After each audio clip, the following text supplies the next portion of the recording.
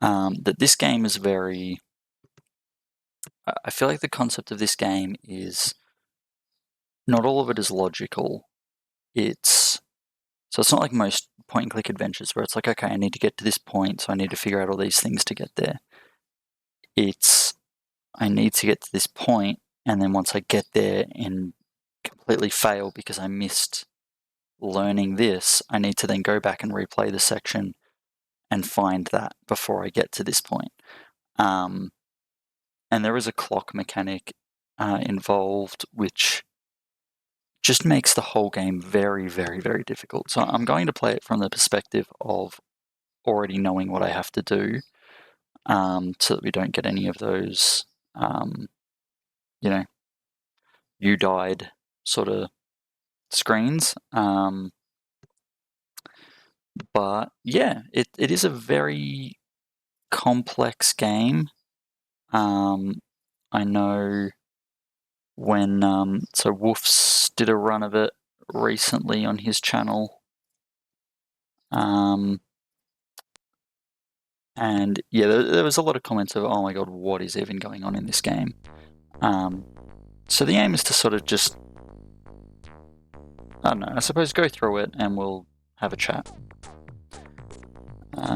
That's coming through, as is the audio. Perfect. Alright. So I'm playing the KGB version.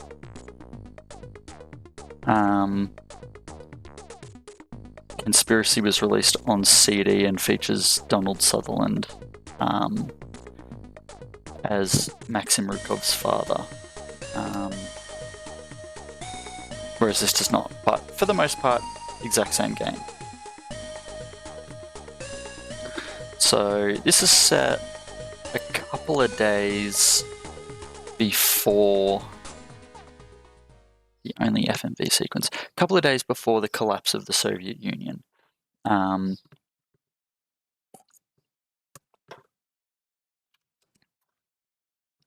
So, first day at Department P, Moscow, KGB.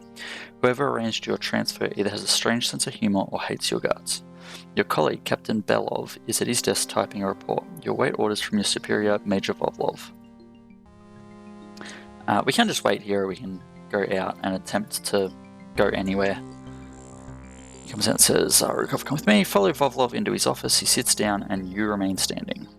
Your first mission for Department B will be well within your grasp, Rukov. Go at once to the office of Pyotr Denisovich Golitsyn. Golitsyn, whose body was fished out of the river this morning, was a so-called private detective. The militia were forced to call us in because he was, until a few years ago, a KGB officer.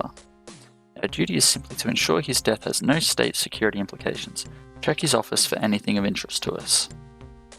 Give me a report by 6 PM. Waste no time on this routine task, comrade. I want no complaints from the militia about KGB heavy-handedness.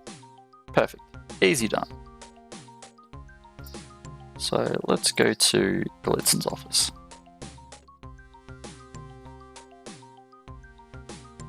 Hold, comrade, your papers. Are you a relative of Golitsyn? Captain Rukov, KGB. I'll need to see some identification. Perfect.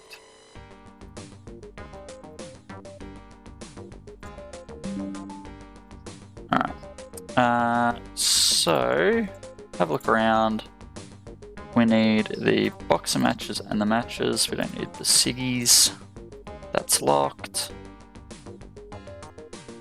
And let's ask for the key.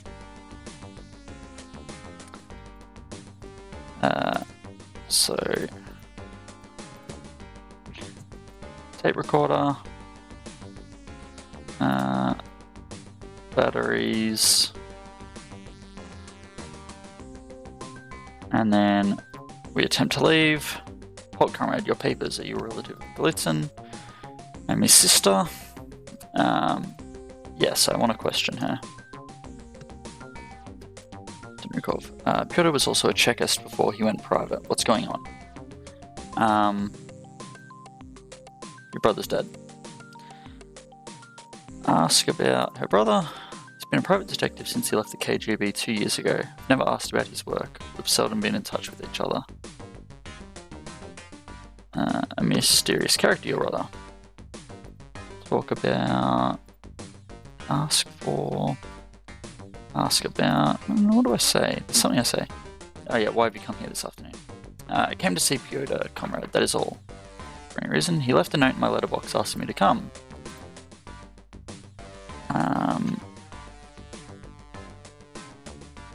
Sit down if you like. Don't need to say that. Ask about the note. It said I was to come here after my work, that's all. I don't know why. My brother's activities do not concern me. Yeah, don't tell me lies. Ask about... Ask for the note. Left it at home. There is something where she gives me the tape. Be honest, you have nothing to fear. I teach husbands and parents who have 2 children. Be honest, Peter was less stable, he never married.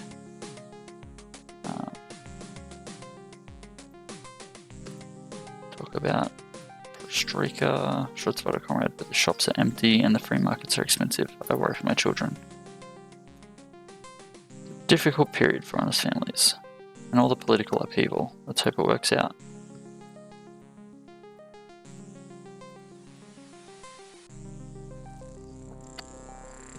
I think I'd just say, you can go. You may go. You should have this, yeah. Micro cassette, that's it. Okay, so... Man's voice speaks. Romeo has finally fixed me a meeting with his boss, Hollywood, for tomorrow 8 PM. Enthusiastic Progress Club. Codename suggests they may already have or may wish me to believe they have another foreign distributor. Discovering Hollywood's real identity may prove tricky. I keep clicking too fast through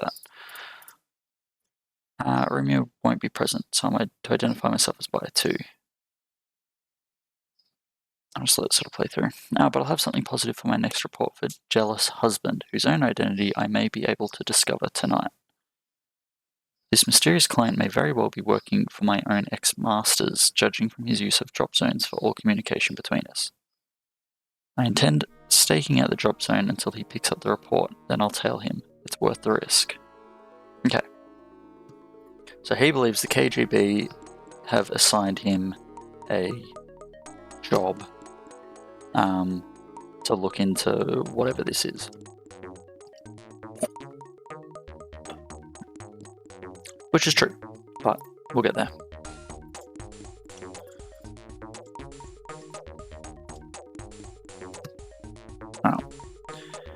Head back to Department P.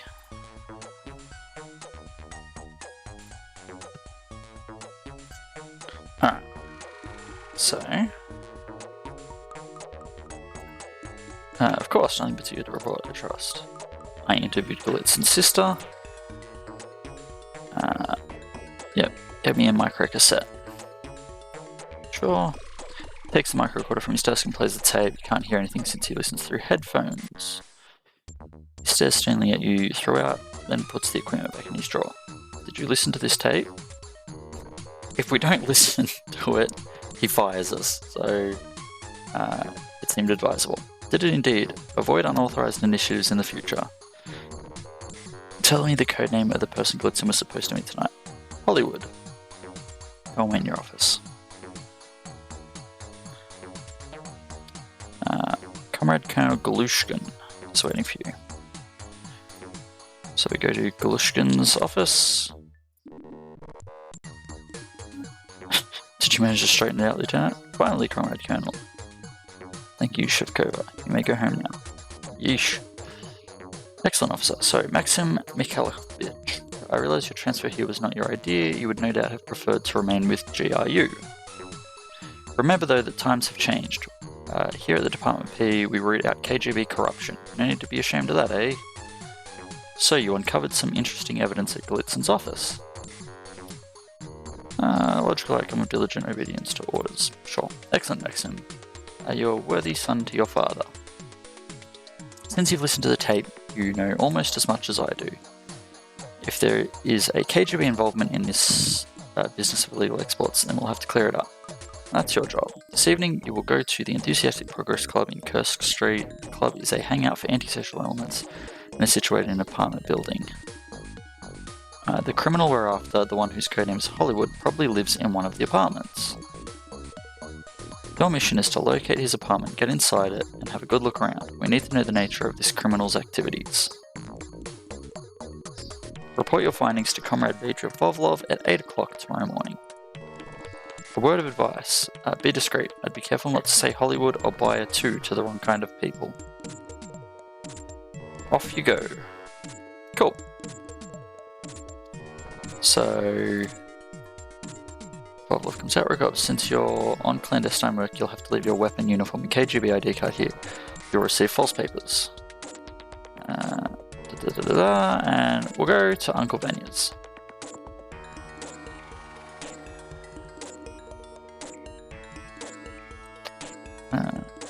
So Max, your first day of snooping is over.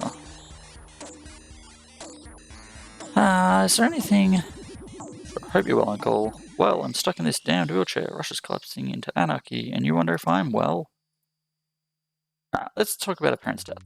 I cannot tell you more than I already have. I was in the back of the car, your parents in front. Your father started the car and I remember nothing more. I would have hunted down and executed the terrorist scum myself, but Viktor Galushkin beat me to it. He is lucky to be alive. He was supposed to come with us that day, but had to fly up to Tashkent on short notice just an hour or two before. Yeah, dodgy. I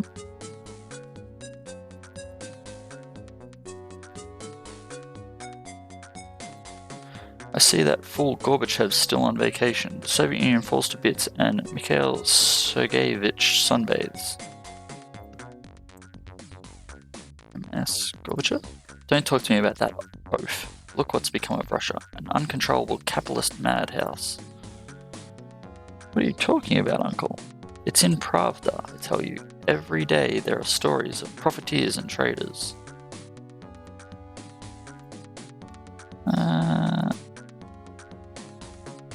Let's talk about the KGB.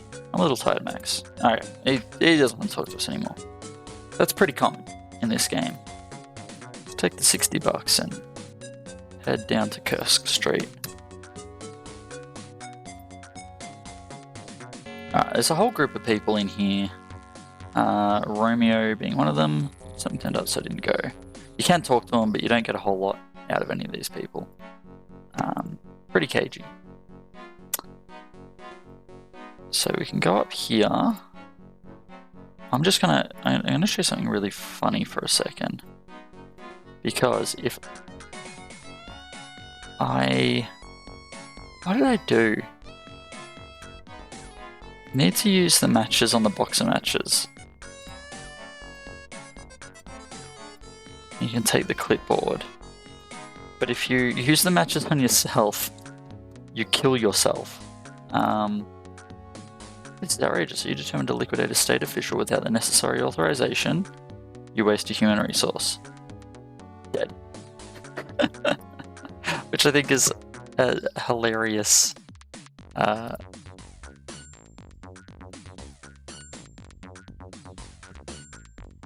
Did that give us back the tape recorder, or is it just in a different spot last time? Anyway. So we can leave. And we need to go talk to these ladies. Do you mind participating in an opinion poll? Will take long, just a few minutes. Shall we go inside? What's it about? The opposite sex. How bizarre. I wonder if I'm normal. Speaker Clara, please let him ask his questions and we shall see. So, we say... I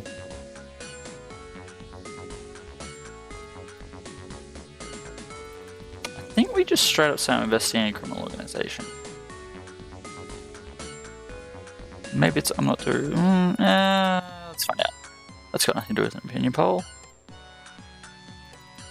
I'm not really doing an opinion poll. And what do you want? I'm on the trail of some murders. You think we murdered someone? Maybe you can help me find them. Why the pretense about opinion polls? I couldn't say anything in the hallway. That makes sense. I suppose you want to ask your questions. Another thing of it, you ought to question Pavel Belousov. He spent a year in Lefortovo. He came here drunk and sobbing one night and told us could be a man. I felt sorry for him, but then he laughed and boasted about how he'd fooled them or something. He's horrible. When he got out of Lefortovo, his brother-in-law or someone he knows who's a factory manager gave him a job. And Belousov got a new Moscow resident. He tried to rape Zhana. Pig. I don't know if there's any text speed.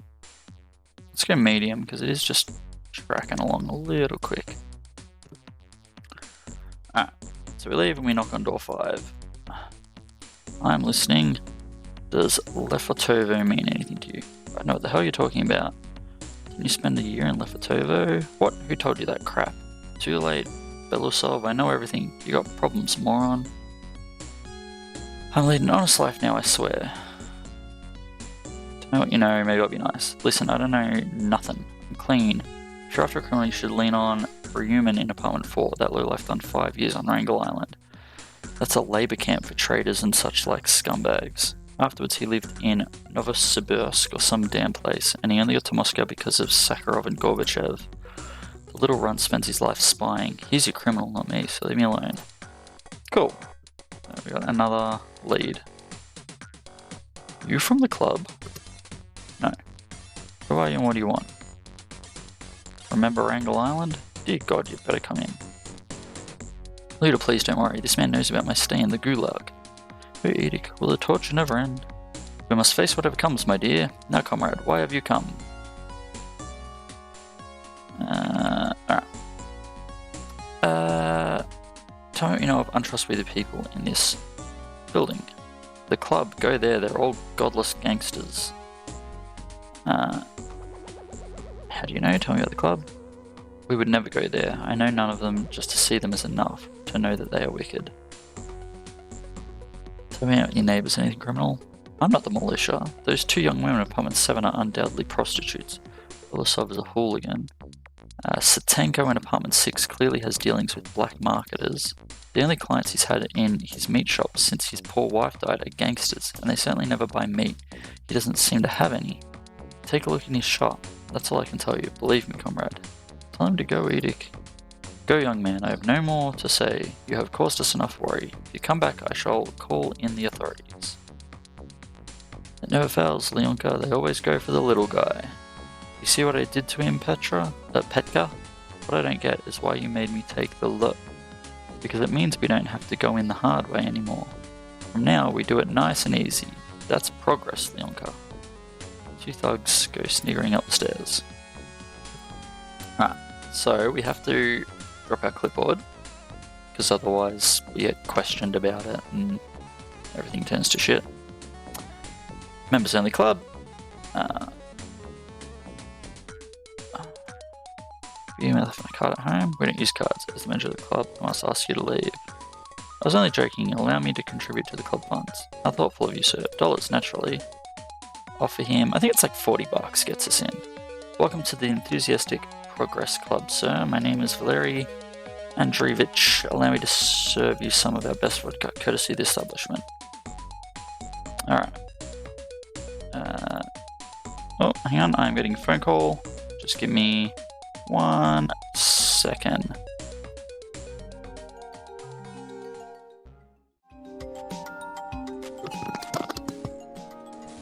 Alright, and we're back. Alright, so we're in the club. There's a few things we need to do. For the most part, it's all been relatively self-explanatory, but I believe this punk dropped some cocaine in here. In terms of speedrunning, it's quicker to go in and out and turn the light on rather than wait. But he goes to the toilet and then you can knock and he leaves and then you can go in. And there is a baggie of cocaine. And we just flush it straight down the toilet. And again, that's another instance of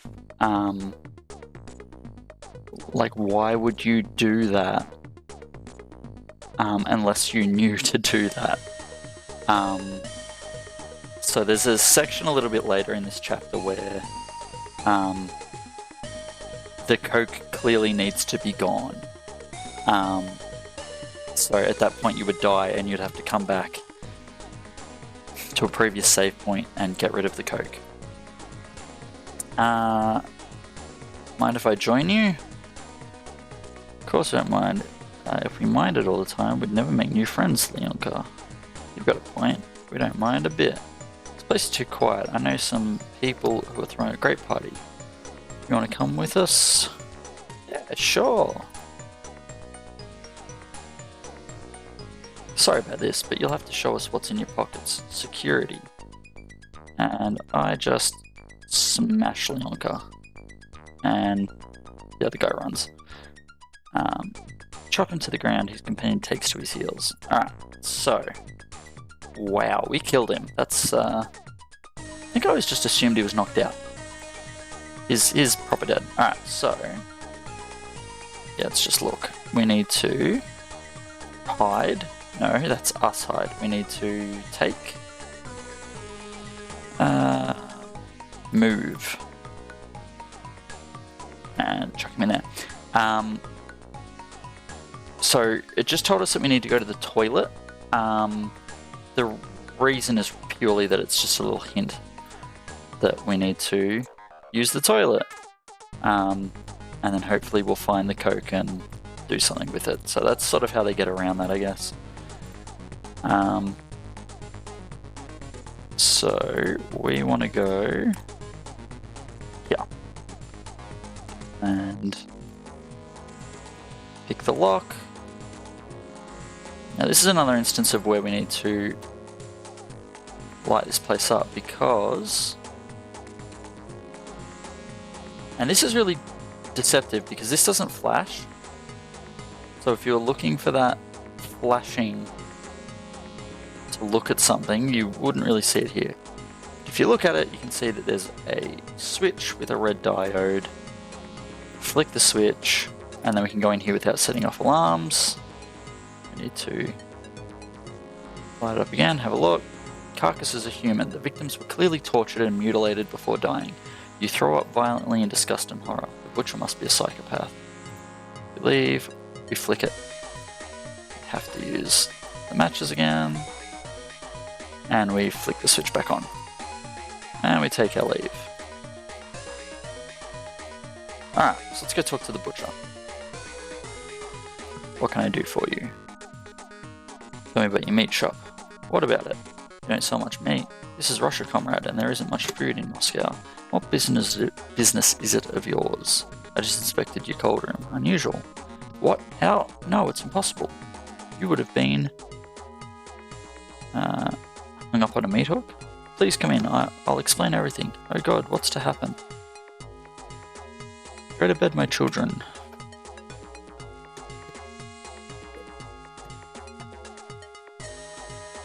What is it? Nothing, off to bed. Is he one of them? I don't know, please.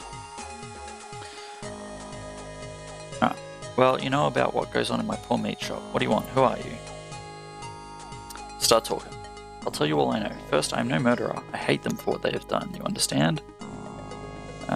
Go on with your story. Of course. Some 7 months ago, my wife received a phone call. A man said he and his friends, colleagues he called them, had kidnapped our daughter Vera. You just saw her now. He warned us not to contact the militia. He wanted money, dollars. They must have known I had some Western currency hidden in my cold room. The girl who worked for me must have told them. I had to put all my dollars in a bag and leave the bag in the toilet on the landing. I obeyed them, but no Vera. They wanted more money. I sold my dacha and gave them the money. That was after 2 weeks. My wife, my poor Oksana, had a heart attack when she found the photos under the door. Polaroid photos of Vera with men. They had drugged her and made her do such unspeakable things. It killed my Oksana. They let Vera go then. They had many more such photos, they said, and would not hesitate to use them if I said anything to anyone. Can you imagine? I don't really want to see the photos. I think FS80 says he destroyed them anyway. Yeah, I burnt them. The men wore masks. One had a KGB uniform. How could I go to the authorities? Vera remembers them, she has seen them, she sees them almost every day. They live in that old woman's apartment, Chenkova in number 8. She's one of them. One morning as I was opening my shop, the phone rang. It was him, Verdo, their boss, a brute with an eye patch. He told me to look in the cold room. There were dead people hanging on my meat hooks. Verdo rang again and reminded me of the photos. It's been going on for months. Sometimes 2 or 3 times a month, the bodies are removed in the night. It's a nightmare. A nightmare.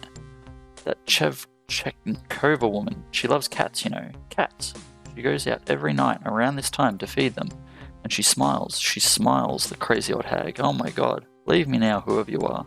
You're the same as he is, a torturer. Come back and I swear I'll call the militia. Yeah. He's going to contemplate the ruins of his existence, apparently. Savage. So she comes out of apartment 8 and heads downstairs.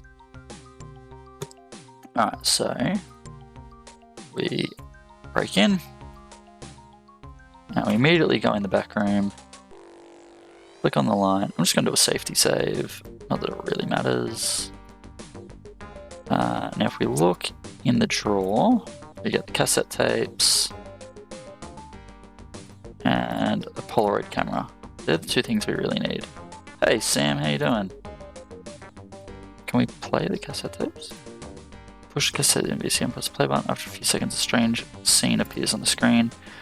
Attractive young woman sits naked and terrified in a chair. Her hands appear to be tied behind her back. Her mouth is covered with a strip of adhesive bandage. 2 men in KGB uniform approach. They rape her, calling her a treacherous priest's whore.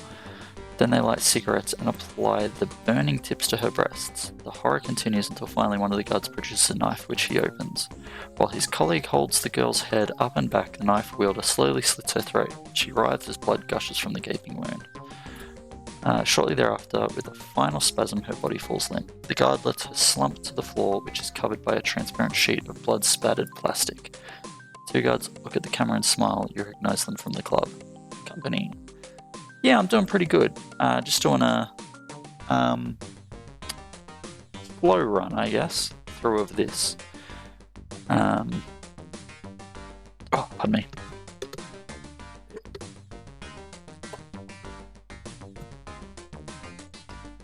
And sort of explaining the plot of it and all that sort of stuff. Alright. Twins were the KGB guards in the video. Hollywood? Hey, Hollywood. This character's been nosing around all evening. I already told you, don't call me Hollywood. Okay, so I know Verdo was Hollywood. That's a codename reserved for use with certain people only. I don't want everyone to know Hollywood is me. Just call me Verdo like you always did. You ever see this character before, Romeo? Yeah, he was in the bar a while ago. If we didn't go in and out of the bar like we did, he would say no, I'm pretty sure.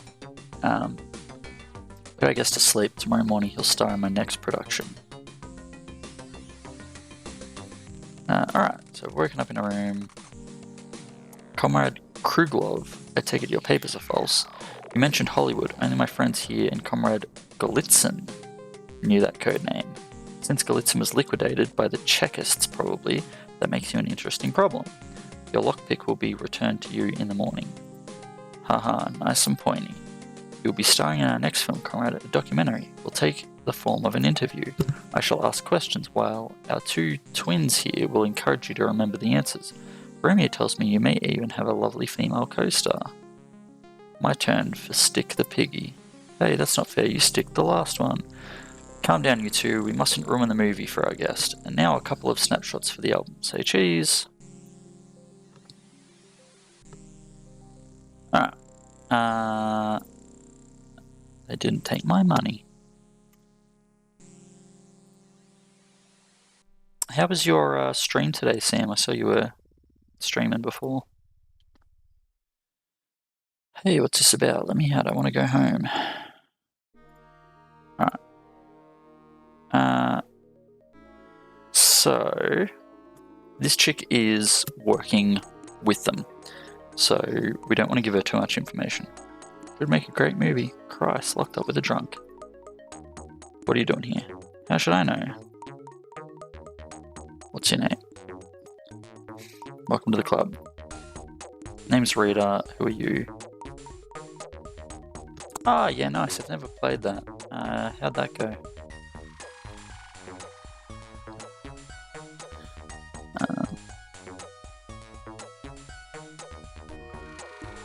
How'd you get here? That nice looking boy Romeo invited me. He said he was looking for an actress for a film. What about you? Ah, very good. Pretty good so far. It's good to hear. I don't remember too much vodka. You're at the bar or the club, I suppose. It's not important now. Come on, we're going to die anyway. Ah, forget it. Alright, starts to talk with a marked American accent. Well, if it isn't Rita, Birdo's longest surviving girlfriend, if my information's correct. As for you, you must be the guy I saw at Galitzin's this afternoon. So what do we do? Break her neck? We can, but then we lose. Let her go. Hey Verdo, they're going to kill me! Oleg opens the door and out she goes. That got rid of her. I wonder if you're a plant too. American, why so far from home? Long story, my friend, and you? I was looking for someone and ended up here. Right. What's your name? Mickey Duck, and yours? Maxim Rukov. Just do what I say, mother. Go with the twins to Andriusha's for the night. Oleg and Gleb, be here at 8. I'll be needing you. Romeo has to go and get ready for the trip. I'll stay here with Rita. I'll see you tomorrow. Now, at some point, I'm supposed to listen. Yeah, here we go. Overhear a conversation. You said you'd give me generous dose if I went in there, so let me have it, Verdo, please. I already told you, it didn't come through tonight. Some thief stole the coke from the club toilet. Wait till tomorrow. Yeah, so that's why we had to get rid of the coke. Oh no, Verdo, I can't. I'll go crazy. If we still have it on our person, then they have it, obviously. I think you can stash it anywhere, but, you know. But you're gonna have to now, shut up. If you're shouting from the next room, then the voices are lowered. Alright. This guy doesn't trust us. I'm just gonna save it here, because... Alright, so some wiring. Yeah, he won't talk to us unless we prove ourselves. So we take the bug and destroy it, and then we give it to him. Squash the bug, he must be on the side of the angels. And hey presto, he trusts us now.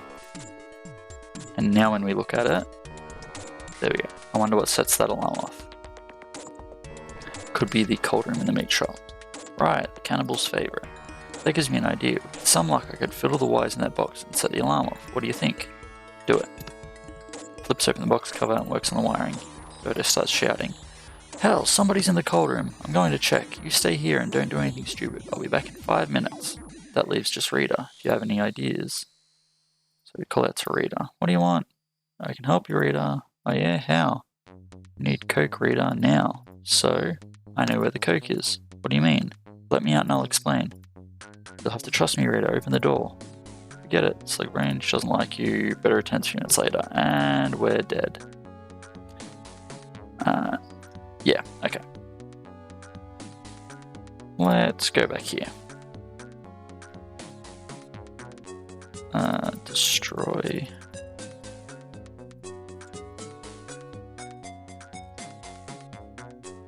Cold room. Do it. Call Rita. Let's try this again. I can help you. You need coke. I know where the coke is. Just let us out and I'll get you some. No, I know where the coke is, I'm pretty sure. I'm the one who took it. I took it from the toilet trash can. Where is it? Open the door and I'll show you. Okay, but no tricks. She opens the door and lets you into the apartment. Her revolver is trained on you. And I attack her. She fires. Her shot is very wide. You slam into her. The gun flies in the air as Rita is thrown backwards. She falls heavily, her head colliding with the table. The girl lies unbreathing on the floor. The American chuckles. He holds the gun. We kill a lot of people in this game. So that's the local method for getting addicts off drugs. You coming or staying? Sorry, I'm here to find out everything I can. Good luck. Well, it's your funeral. Alright. So now we flick off the light because we know that Verdo's coming back. Hide. I don't know if it matters where we hide, but we gotta hide. And then we fight Verdo. And hey presto, he's down. When he wakes up, he'll have one hell of a headache. You find a piece of blue paper, a revolver, and a Polaroid snapshot. Now we can take these. We don't need the Polaroid. Oh, it's a shot of you in the cell. I think we can just give that back to him. It doesn't really matter. We need to look in here. Now, all we really need are the tapes, the white paper, and the Polaroid camera.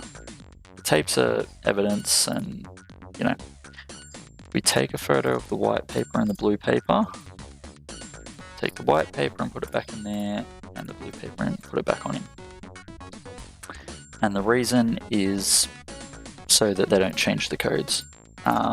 We do have to look at the Polaroid photos, because if we don't, then we don't get the dialogue option later.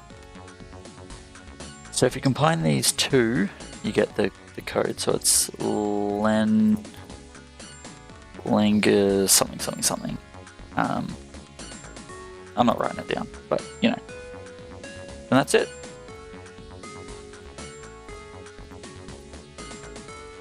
And we go back to Department P and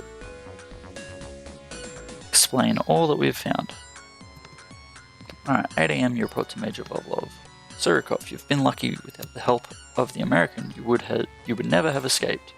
Needless to say, you are under suspicion of anti-Soviet plotting with foreign spies, and you allowed him to escape. You tread on thin ice, comrade. What feeble excuse have you?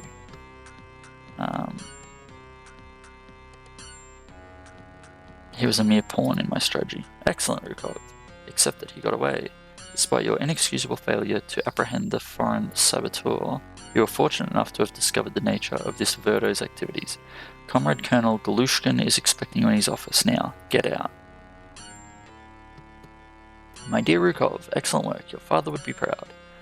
Your work so far has been of a high standard, my boy. I have decided to let you follow up the case. So yeah, this guy was supposed to be in the car that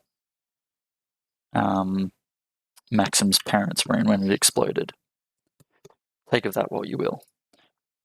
Our information amounts to little, unfortunately. I should like to know what your next move will be. I must go to Leningrad. I see, we're in Leningrad. Ladoga Park. When? Oh, what is the answer? I can never remember. 3 in the afternoon, August 16? I think it's that. Yes, I agree. Ooh, thankfully. Your mission will be a delicate one. Take the Leningrad train this evening. You will stay at the Hotel Gostinitsa.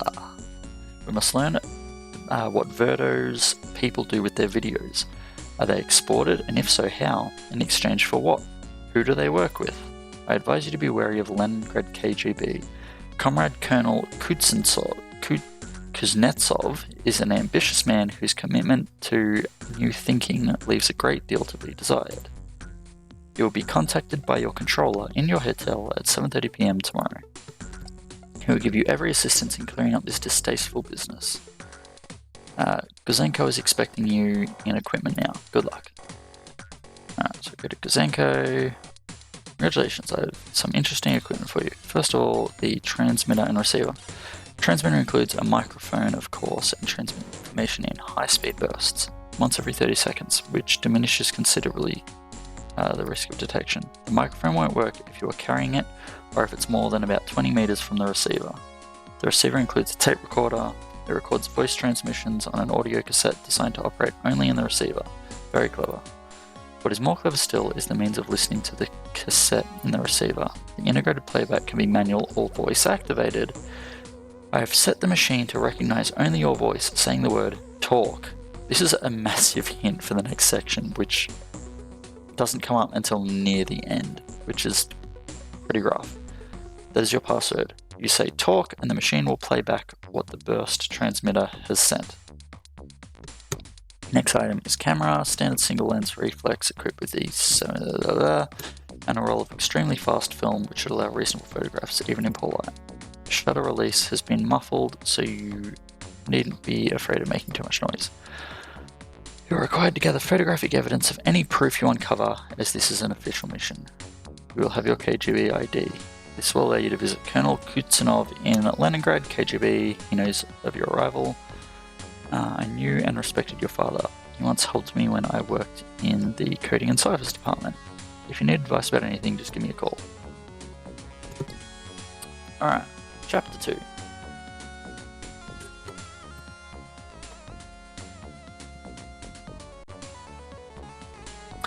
After an uncomfortable train journey, you are finally in your room at the Hotel Gostinska, Leningrad. You make an inventory of what you're carrying. 300 rubles, mission orders, ID, files on Leningrad Department 7 officers, a camera, a recorder receiver, and a microphone with transmitter. Right, so we can look at these. Drobnitsa Lev Yevgenovich, Captain, Administration Officer. This officer's record is unremarkable if unblemished. Despite regular attendance at party meetings, his lack of enthusiasm precludes him from significant promotion in the foreseeable future. Right, yeah, he's not one of the key ones. So we got Kuznetsov, Agebekov, and Chapkin. These three are key players in the storyline here. So Kuznetsov, he's the colonel. K is responsible for the surveillance of foreign tourists in the Leningrad area. He has been accused of abusing his position for his own criminal ends. Proof of any such economic sabotage is currently lacking. That's kind of what we're supposed to be looking into. Gebekov, Major, second in command, Director of Leningrad. Following intensive investigation, Agebekov's socialist integrity and loyalty to the party are unquestionable. This internationalist patriot served with fraternal distinction in Afghanistan, where his role as advisor to CAD interrogation teams proved invaluable in the destruction of imperialist-backed sabotage gangs. Colleagues and former colleagues speak highly of him. So that's meant to make us think that he's this great guy. Chapkin, Captain, Operational Officer. Kuznetsov's son-in-law. Suggestions that he may be involved in criminal activities with Kuznetsov are no more than speculation at this stage. That's all we got. And our instructions are: observe the meeting between Romeo and his contact in Ladoga Park at 3 PM. Failure to execute this mission will not be tolerated. You are to follow up new leads and suspects with utmost discretion. Photographs of all suspects, their meetings and conversations are requested. It doesn't matter. You don't need photographs of anyone. There's only one instance you need to actually take a photograph. You'll avoid intervention of any sort likely to compromise this surveillance operation. You'll avoid violence at all costs except in self-defense. You'll avoid provoking officers at Department P. You will receive further orders from your mission controller in your hotel room at 7:30 PM. Alright. First thing we need to do is destroy all of this. Because if we go to Department 7 with information on everyone, they don't like it very much. Now, go through the window. Yeah, that's right, phone rings. Boris, did you check the light when you brushed your teeth? No. I meant to dial 37452, sorry. So, we don't do this in the speedrun because we already know the information, I guess. But you're supposed to look under here. Sheet of paper. This is the most ridiculous puzzle in the entire game. In fact, it is so hard that you can literally just call for an answer. So we need to make something of that. And I can't remember what the sequence is. There is a way, like there's a way to solve it. I really can't remember what it is, but it's basically you need to write that down and figure it out. So what we can do is we can just call KGB Moscow and ask for Gazenko. This is Rukov. I have a problem with a coded message. Give him the full details. Well, it's not that complicated. I helped your father with something similar once. Yeah, he works in coding. The tiles above and beside the bathroom mirror are supposed to contain the key for decoding the message. The mirror itself is a grid where you arrange the letters of the alphabet. What you need is the key. 5 letters along the top, 5 figures along the side. You should be able to find the letters and figures. If you can't, then phone me back. I think is the trick to...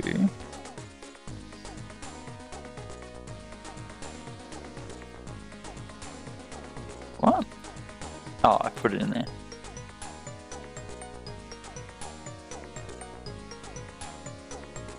I can't remember exactly what we're meant to do.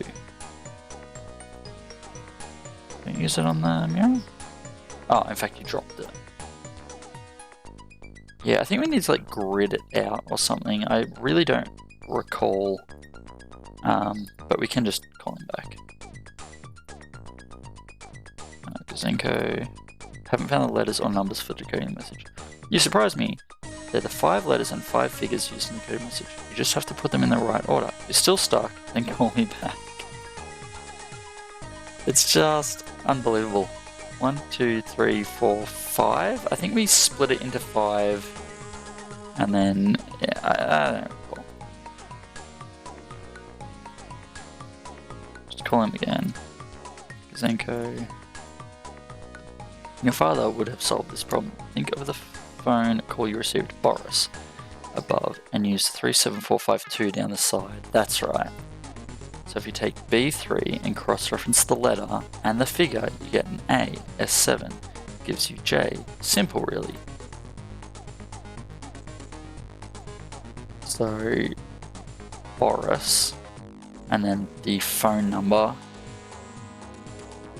and then, yeah, and then we have to fill all this in a grid. Like, you would have to have a sheet of paper, like grid paper, and write it all down. I mean, it's kind of cool that they included it, but it's kind of ridiculous.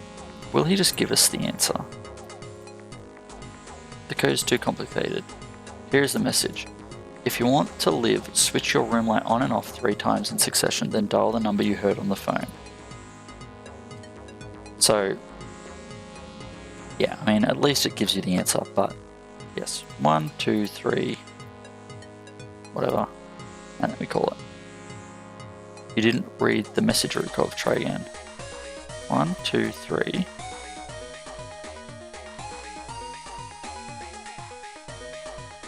Good work, Rukov. Sure. You seem intelligent. We're going to help you if you help us. Be in the alley behind your hotel at 7 PM. When your contact says cutthroat, show him your ID.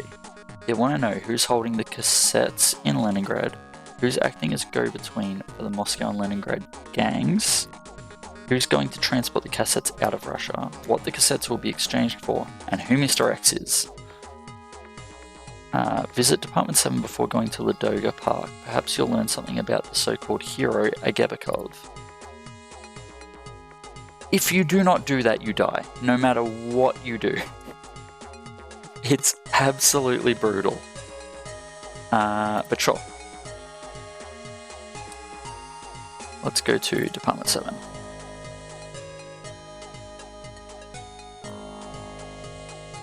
Alright, we need to... So yeah, in the speedrun, we just flick the light on and off 3 times, call the number, hey presto, we're done. We don't need to worry with that cryptic message at all.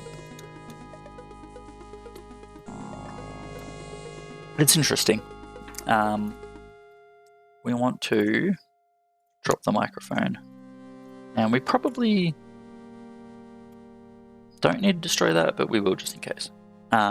If we go into here with the microphone, they destroy it, and that's chapter over. You're just soft locked. I think just take this and give it to this guy. Expected, Department 7. Comrade Colonel Kuznetsov. Inquiries Officer here, Captain Rukov of Department P is here, I understand at once. You'll show this to the guard. Pass. Notes down various details in his notebook. Body searches you, takes almost everything you have. Waves you in the elevator, which takes you up. Your pass. Naturally, you do not mess with them. If you do, they kick you out. Game over. Excuse me. Alright. So you're Rukov, are you? Same deal with him. Don't piss him off. Thank you for receiving me. Your commanding officer, Galushkin, informed me of your visit to our beautiful city. And you are no doubt aware no Chekist likes Department P or anyone who works for it. Sure. You people appear to forget that the KGB conceived the idea of perestroika. Glasnost also originated with us. The creation of your department was a treacherous act forced on KGB Center by so-called liberals in the Politburo. Most of them have been disposed of now, but you remain to spread poison and discord throughout the ranks of the security services. Yeah, it's because he's a criminal. Like, he straight up is. As if the minor corruption of a handful of individuals was sufficient reason to weaken the faith and resolve of tens of thousands of selfless patriots and party stalwarts. Yeah, again, don't piss him off. I am doing my duty. I think we just say, may I talk to your officers? You are free to ask my officers what questions you wish. Cannot guarantee they will answer. Their work is classified. I warn you not to attempt to hinder them in the execution of their tasks. Thank you, Comrade Colonel. Don't cause trouble, Rukov. Don't interfere in security activities that are above your head. Remember, if there's trouble, you'll be the first to assume the consequences. Guard, this officer has my authorization to visit Department 7 officers. Take him to see Major Agebekov. Major crushes out the remains of a rich-smelling cigar. So that's a hint there. You're meant to look in the trash can to look at the cigar, but you don't have to.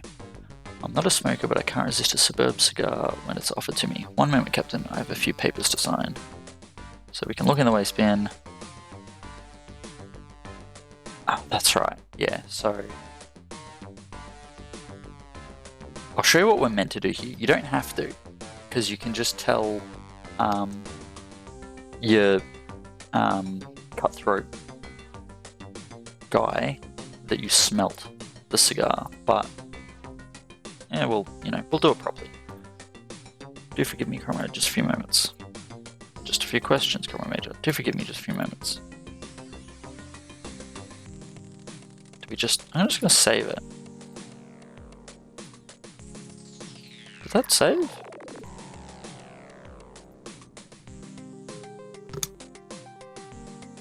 What is going on? What the hell was that? Sure, that was the weirdest thing I've seen. Fine. Damn paperwork. Spend my life signing things. Where they find the space to keep all of it, I'll never know. Join the KGB and sign papers. You're Captain Rukov of Department P, the terror of Chekists from Leningrad to Vladivostok. I suppose you're necessary. We all are. You want to ask questions? Sure.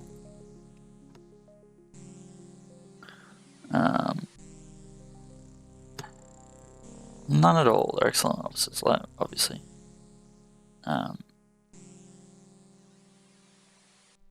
Let's see what he says about Kuznetsov. I refuse to discuss the merits of my colleagues with you.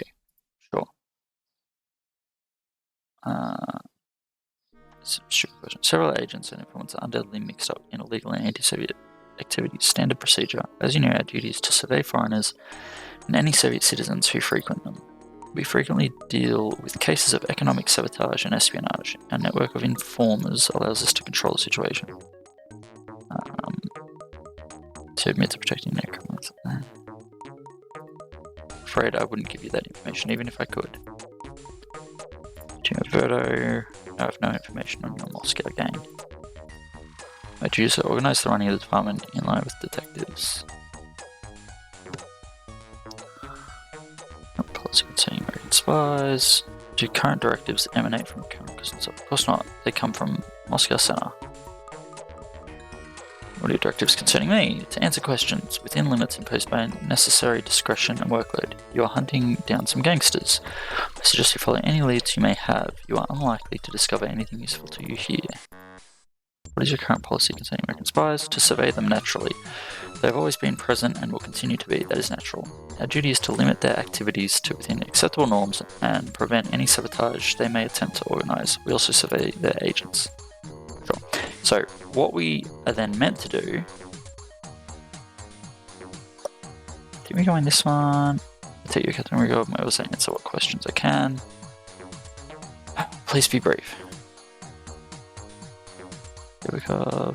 Cool. Okay, so what we're meant to do is use this phone, call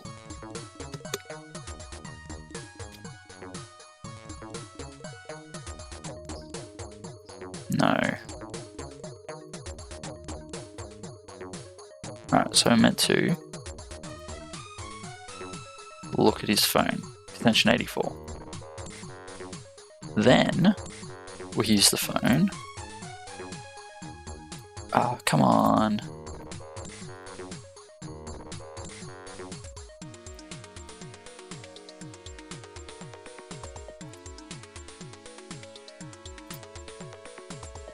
It's going down. I'm sure that's right.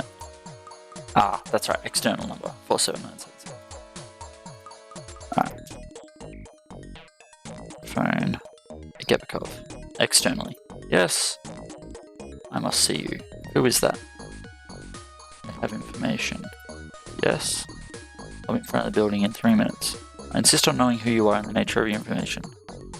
I'll recognize your concerns a case you're working on. You're wasting my time. Shit, that might not work. I should have saved. Again.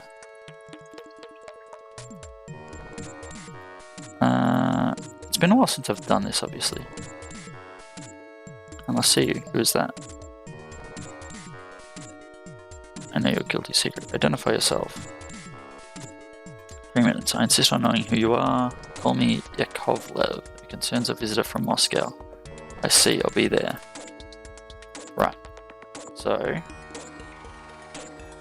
Gebekov leaves, and then we can look in his waistbin and take the cigar butt. Band mentions Havana of rare quality. So that's kind of a hint that you need, but you don't really need it.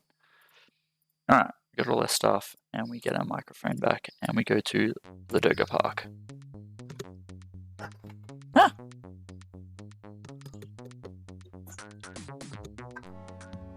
Alright, now what I do in the speedrun is I just go over here and wait. But what we're meant to do is take the bug, put it on the bench, use the listening device, begin recording, hide over here, and wait.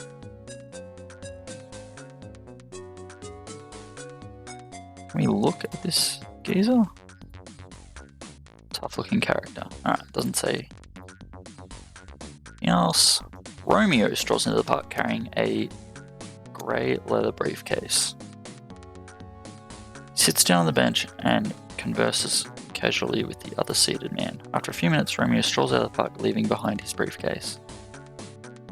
We wait, and old mate also leaves. Romeo contact stands up, holding the briefcase, and walks casually out of the park. Take that back. Stop. Rewind. Play recording 1. He wouldn't be from Moscow. Friend of Yak's. That's good. You have the items? Sure, right here in the briefcase. No problems then. No, from now on, Yak's our representative here, okay? Yeah, don't worry. I'll be phoning him later. Okay, see you sometime. Maybe. Have a nice trip home. Oh, by the way, we had problems with a snooper. Be careful. Problems. No one even looks at me and he's dead. Cool. So, go this way. Romeo's contact enters the subway station over the street. Alright, seeing your quarry who appears to be waiting for something or someone, you stay near the entrance to keep an eye on him. I'd better get going. Me too, I'm going back to the department to inform Kay. We'll get those incompetent amateurs. Phone me when the timing's fixed. Alright. And then, so it's Chapkin. And surly man. And we'll just do a little save here. Wait, 2 men separate, each heading for different platforms. You decide. So we can follow Romeo's contact, or follow Romeo's contact's contact, which is Chapkin. I believe we follow the contact's contact. Clearly in the habit of covering his tracks and knows Leningrad Metro is just my heart, you're losing. Yeah, okay, that's not quite right.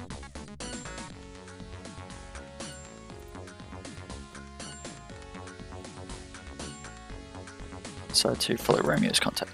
Yeah, that's right.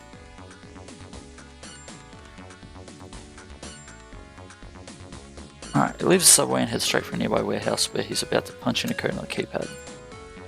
It is imperative that you see the code he types in, but you're too far away to see with your naked eye. And this is where we use the camera. 14C9A. Alright, so then we wait. Romeo's contact comes out of the warehouse without the briefcase and enters next door bar. Alright, so in we go. Find the briefcase. Now, I'm just going to save here because, again, I've speedrun this a lot, but I haven't really played through video cassettes. No labels.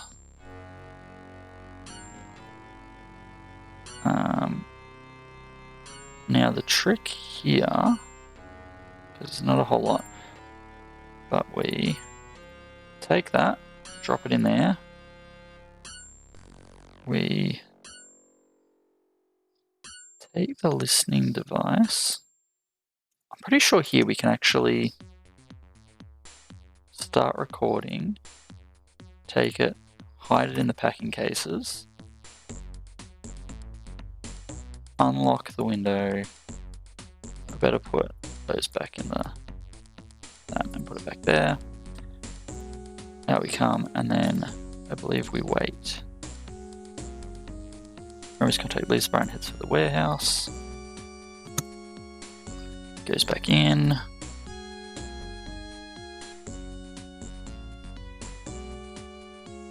Alright, elegantly dressed man rings the warehouse doorbell for some seconds, perhaps in some kind of code. The door opens and he goes in.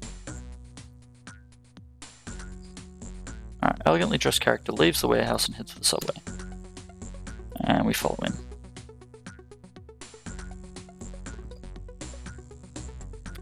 Follow your quarry. He's evidently in no hurry after leaving the metro. He takes a leisurely stroll which ends at a hotel. Vienaya Svietsta. So, I guess we're meant to like take photos of all these people. Shutter release mechanism is broken. Can't take the photograph. Alright. I guess the game doesn't want you to waste time. Alright, so we wait here. And Major Agabakov walks in, has a quiet word with the barman, and goes out again. Lucky you seem not to have been seen. Now I believe Agabakov and the man you followed from the warehouse have a quiet conversation, slipping silently into a shadowy corner. You remain out of sight. In the speedrun, I just go straight back to the warehouse, but I think we wait here. They both leave. You arrive in time to see Agabakov climbing into a waiting car which drives off. The license number is KU210.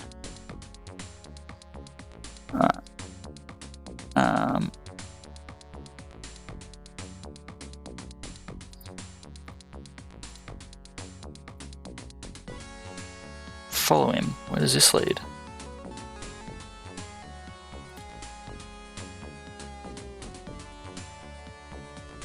KGB garage. Yeah, this is not where I'm meant to be. The warehouse.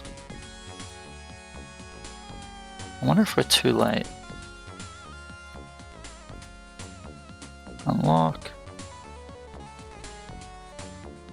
You overhear a conversation. Good night to you, my friend. Night. You'll soon be a rich man. Hope so. You said it. And now we want to quickly hide.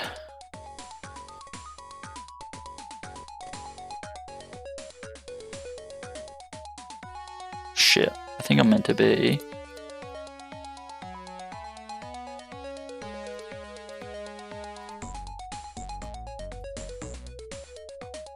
Yeah. I think it's 7:30, I'm meant to be behind the hotel. So, may have ruined this, so...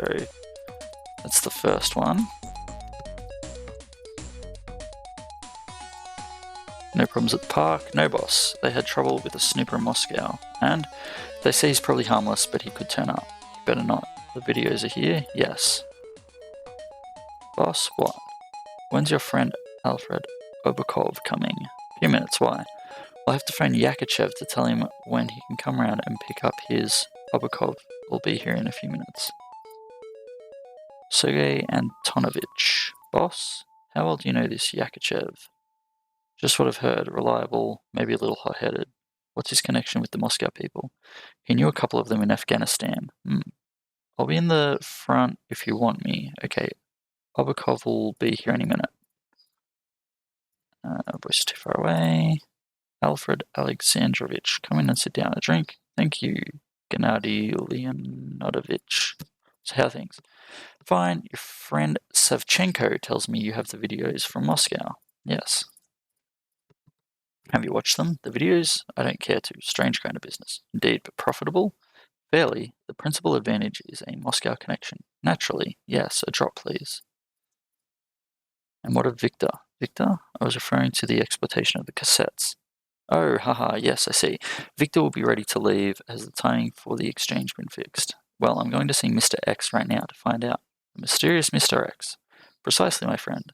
Let him remain so. I expect he'll require Victor's services within a few days. That's excellent. You'll be back? Naturally, as soon as I get the timing from Mr. X. See you later then. Yes, around 6:30.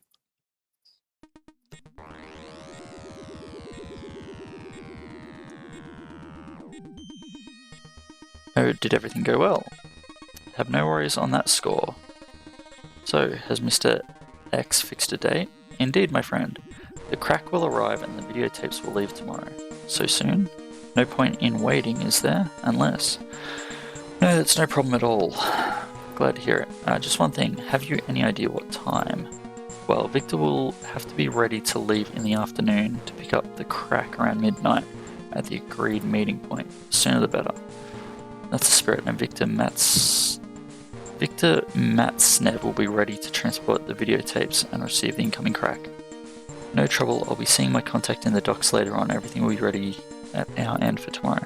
Excellent. Well, if there's nothing else, I'll say goodnight. See you then. There you are. What's the news, boss? It's for tomorrow night. Good. Why good? I'm going up the walls waiting. It's nearly over. An excellent deal. Call Yakachev. Fine, day after tomorrow. Give us time to bring the merchandise in. We'll be leaving soon. In a few minutes, I'll give you a shout. Right, I'll phone Yakachev. And I think that's it. Okay.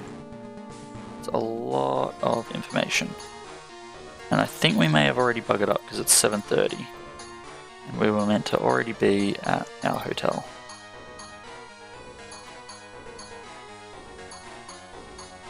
A suppressed rifle coughs somewhere nearby if you don't hear it. The bullet passes straight through your head, spattering bone and brain on the sidewalk. Someone decided you weren't to be trusted.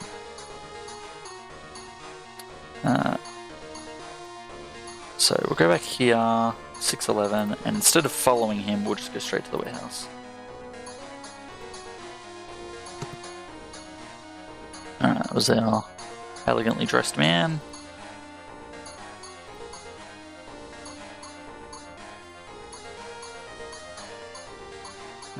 Hide here.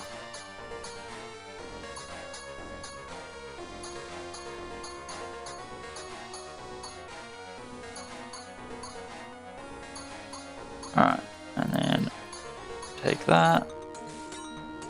We go back to our hotel. Alright. And only 14, that's interesting. Oh, was it 14 before? I don't recall. Alright. And then we'll just play through all of these. just to make sure. I'm pretty sure you do have to listen to them to get the prompts.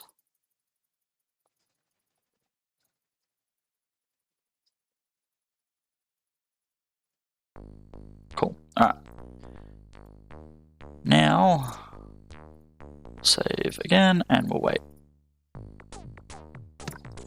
Cut through. Okay. During your visit to Department 7, I suppose you managed to inspect Agebekov's office. Did you find anything of interest? Just the remains of a Cuban cigar. You know that Agebekov never buys cigars. It would be interesting to know who offered it to him. Find that out. You've been clever so far. You were supposed to get some information. You better not lie to me. I know most of the answers already. Who's handling the videotapes in Leningrad? I believe it's Mikhailov and Savchenko? That's right. Who's the conflict between Savchenko and Romyo's gang? Yakachev. Yakachev, that name's not unknown to me. I'll see what I can find out about him. Tell me, who's going to take the videotapes out of Russia and when? Viktor Matsnev handles the transport of the tapes tomorrow. I've never heard of this Matsnev. What will Mikhailov get in exchange for tapes? Crack. Viktor Matsnev, whoever that is, takes out the tapes and brings in the drugs. I have to find out about this Matsnev character. Last question, who's Mr. X? Agebekov, because we followed that guy to the hotel and he said he spoke to Mr. X there. Good. Agebekov is clearly corrupt. Listen to me, Rukov. I represent people who are interested in truth, a rare commodity like so many others. For a time I thought it would triumph, but you need only read the newspapers to see it once more going out of fashion. Our press tends to hide the truth from us. You, it would appear, are going to discover it. Tomorrow will tell us that. I don't know precisely what your mission is, but I will answer any questions if I can. One more thing, Captain. Make no attempt to follow me or discover my identity. Any questions? Are any members of Department 7 involved? If every corrupt KGB officer were fired, there would remain very little of the service. The problem is state security, surely. Some corruption may be tolerated. What must be stopped is any attempt to destabilize the Soviet Union. Is it more important to arrest a drunken driver or a psychopath? Both are guilty, but one is more dangerous. Use your head. Is it true that Kuznetsov is a criminal? He may abuse his position for personal profit. Who doesn't? What exactly is Chapkin's interest in Mikhailov's gang? That is of no interest. He and Kuznetsov may be dishonest, but they're under control and are not considered a threat. Any links they have with criminals need to be monitored naturally, but are of no importance. Why is Agebekov involved? I don't know. Any such links should be closely monitored. Agebekov's attitude is not to our liking. His activities have up to now escaped our surveillance. I cannot stay much longer. Have you any more questions? Why'd you contact me? Why is Drobnitsa? You wouldn't happen to have a cigar. Why do you suspect Gebekov? Let's go with foreign intelligence agencies. I've heard of a female CIA officer. See, this is actually important. Her objectives have not yet been understood. She has only recently been reported to our service. I know nothing more about her. Okay, well, it doesn't really help.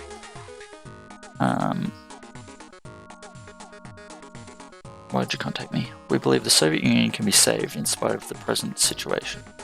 This can only be achieved, however, by maintaining a sufficient degree of balance between opposing factions at the policy-making level. Intelligence must be objectively gathered and objectively forwarded. Your mission happens to concern, albeit indirectly, certain members of Department 7. It so happens that Agebekov interests us. We would advise you to monitor his activities. It seems he may be in contact with foreign spies who favour destabilizing the Kremlin. Why is Drobnitsa considered enthusiastic? Appears to have no privileged relations with either Kuznetsov or Agebekov. He has no private allegiances we know of and therefore enjoys no protection. Our knowledge of him goes no further. I must go. I can answer one more question. Why do you suspect Agebekov? It is not necessary for you to know. Simply stated, he may represent forces against whom my group is currently engaged. We've talked long enough. Look for me here at 11 o'clock tomorrow morning. I'll inquire into Yakachev. You try and learn about Matsnev. Oh, and one more thing. We are interested in any information you might learn concerning something called New Birth. Alright. Now, this is where we can get into trouble. So, again, I don't know how you would know to do any of this, but let's just go with it. Use that and switch to manually activated playback. Is it here?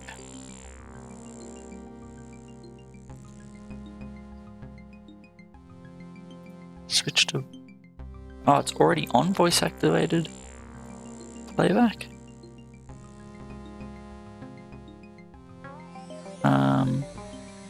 I think I just go to bed. I did save, didn't I? Use bed? What am I supposed to do here?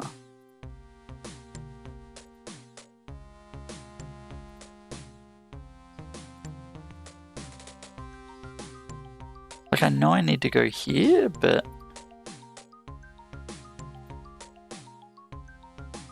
I thought that was after. Yeah.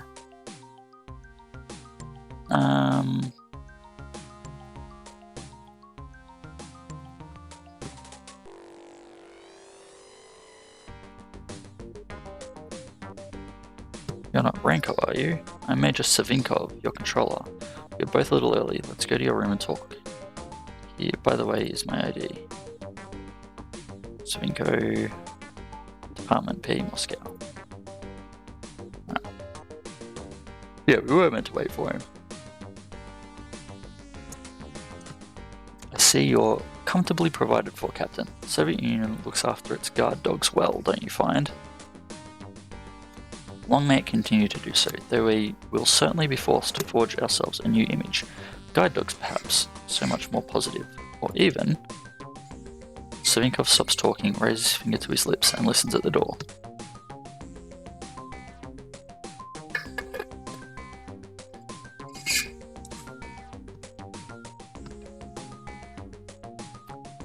Motioning you to remain silently where you are, he slips into the corridor, closing the door softly behind him.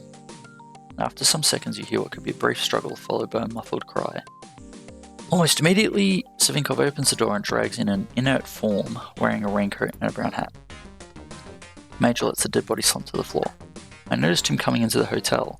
What aroused my suspicion was his friend, who stayed down in the street and began staring at your window. I was unhappily forced to kill this brute, since he was waving a gun about. I wonder where he came from, eh? That would be an interesting lead. He's about your height and corpulence. From the unnatural position of his head, his neck would appear to be broken. A telephone number has been written on his left palm. He has no papers, his features, hairstyle and clothes suggest he was probably a Soviet citizen. Ooh, excuse me. Alright. Take all of that.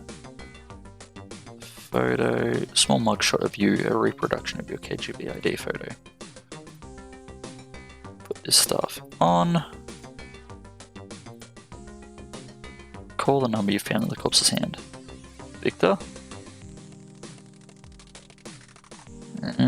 Yes. The job done? Yes. Ah, shit. The one that got away, eh? Needless to say, your incompetence means I can no longer trust you to do your duty. You return to Moscow immediately. My report will follow.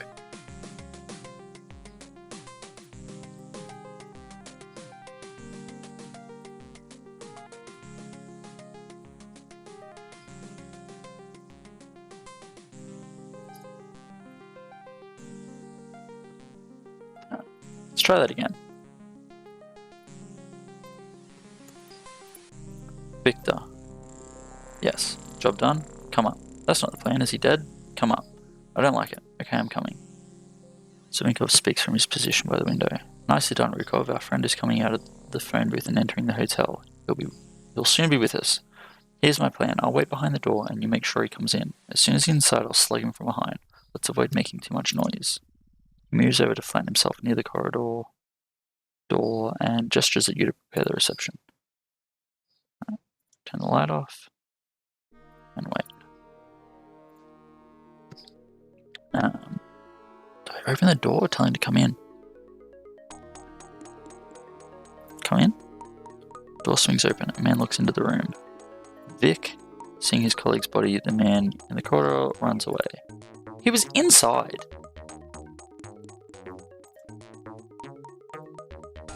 Damn.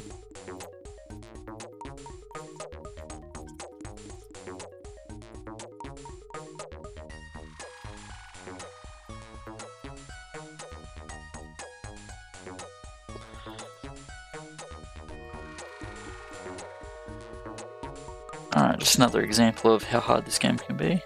Yes. Come up. Come up. Alright, turn the light off. Wait. Open the door. The man on the other side turns the handle impatiently as you unlock the door. He pushes it open. Seeing your face, he turns and takes to his heels, slamming the door behind him. His running footsteps glide down the corridor. Are you kidding me? Oh, I'm an idiot. Did I save here? Wrong, shoot, wrong spot. Room 205? Yeah.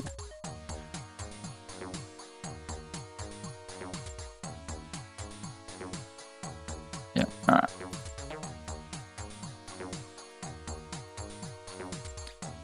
That's right. I'm a silly boy. Oops. Move his body into the closet. And then call. Come up, come up. Alright, I'm gonna save here. Try that again. Come in. Completely taken in by the raincoat and hat, the newcomer walks quickly into the room. As he turns to close the door, Major Savinkov deals him a decisive blow with the handle of his pistol. I'm impressed, Rukov. An elegant piece of reasoning. I guess should wake up in a few minutes. We'll talk to our sleeping partner when he comes around. Well now, Rukov, tell me what you've seen and done today. I'll need to know everything you've learned since your arrival this morning. Explain everything except the cutthroat affair. Excellent work. The Chapkin angle clearly points to Kuznetsov's guilt. All we need now is to establish exactly what Kuznetsov game is. Yeah, sure.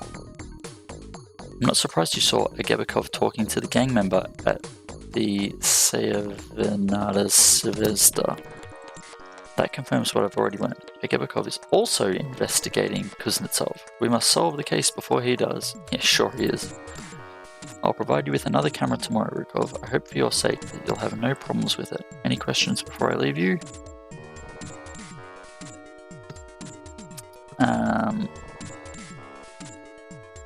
Could you find out about Viktor Matsnev? I shall make inquiries. Could you find about Yakachev? I shall make inquiries. Can you discover the identity of Mr. X? Very reasonable, Captain. Anything more? I trouble you for a cigar. Filthy habit, Rukov. Give it up. Now to more pressing matters. Alright, guy wakes up.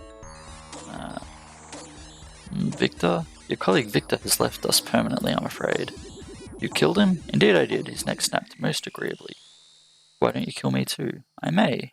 It rather depends on how quickly and satisfied you explain yourself. Satisfactorily, you explain yourself. We'll start with your names. I'm Belatsky Pyotr. I came here with Silunkov Victor. We was looking for stuff to steal, Western matches and such like.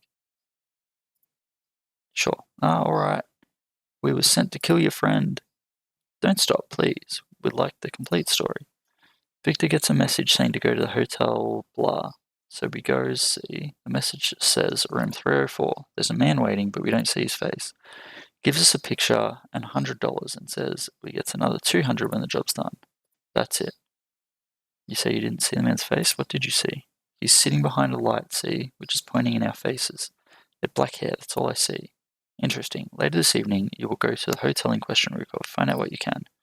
Need to remind you that we cannot achieve success here in Leningrad without discretion. Avoid causing an uproar and kill nobody. Our immediate concern is to get rid of the dead. Comrade Belatsky will come with me. Give me 5 minutes to leave quietly. We'll make sure that Leonkov's body disappears from this hotel. Do it now before you do anything else. Our enemies may well send the militia here to hunt for cadavers. Should you be mixed up in a murder investigation, our efforts will have been in vain. We'll meet here in an hour, Captain. Make sure the body has gone. Why not throw it in the canal at the end of the street behind the hotel? By the way, the militia often patrol beside the canal. You'd be wise to find a way to pass him off as a drunk. Be there in 1 hour. Alright. Take the body. Have to wait 5 minutes. Because otherwise, they're still in the hallway. Alright. So the trick here is to liquor this guy up. Pour liquor on his body. Go over here. Give it to these guys and they'll wander off.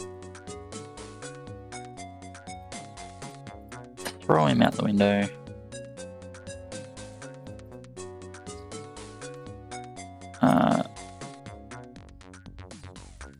Can't sleep. Some characters making enough noise to wake the dead. Irresponsible hooligans. Hooligan elements have infiltrated every sector of the social tissue. I shall investigate. And then we take his wheelchair. Put this guy in a wheelchair. A little late for a walk, no? And too cold to be sitting outside. You'll catch pneumonia, comrade. Looks like he already caught it. Smells like he swallowed a distillery. Can't blame him, poor devil, stuck in a wheelchair like that. I'll get some fresh air into him, then bed. And we throw him in the canal. Alright. Off we go to the hotel to investigate this room 304.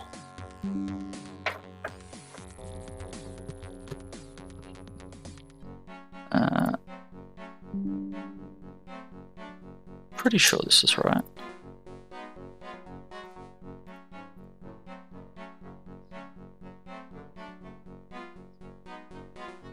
Oh, is that guy meant to meet me? Yeah, I think he's meant to meet me back at the hotel. Ooh.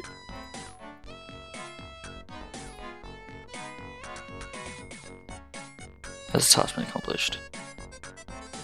Been obeyed. Good work, Department B is less than perfect. Your presence should help us improve our performance considerably. Why did we go... Why are we going everywhere? Go to hotel whatever and see what you can learn about whoever it was who sent the 2 killers after you. Be here in your room at 7 o'clock tomorrow morning. I want to listen to any recordings you have made, so make sure you have the recorder you were given in Moscow. Sure. Now we go there. That's right. Alright, so we want to figure out this thing about room 304.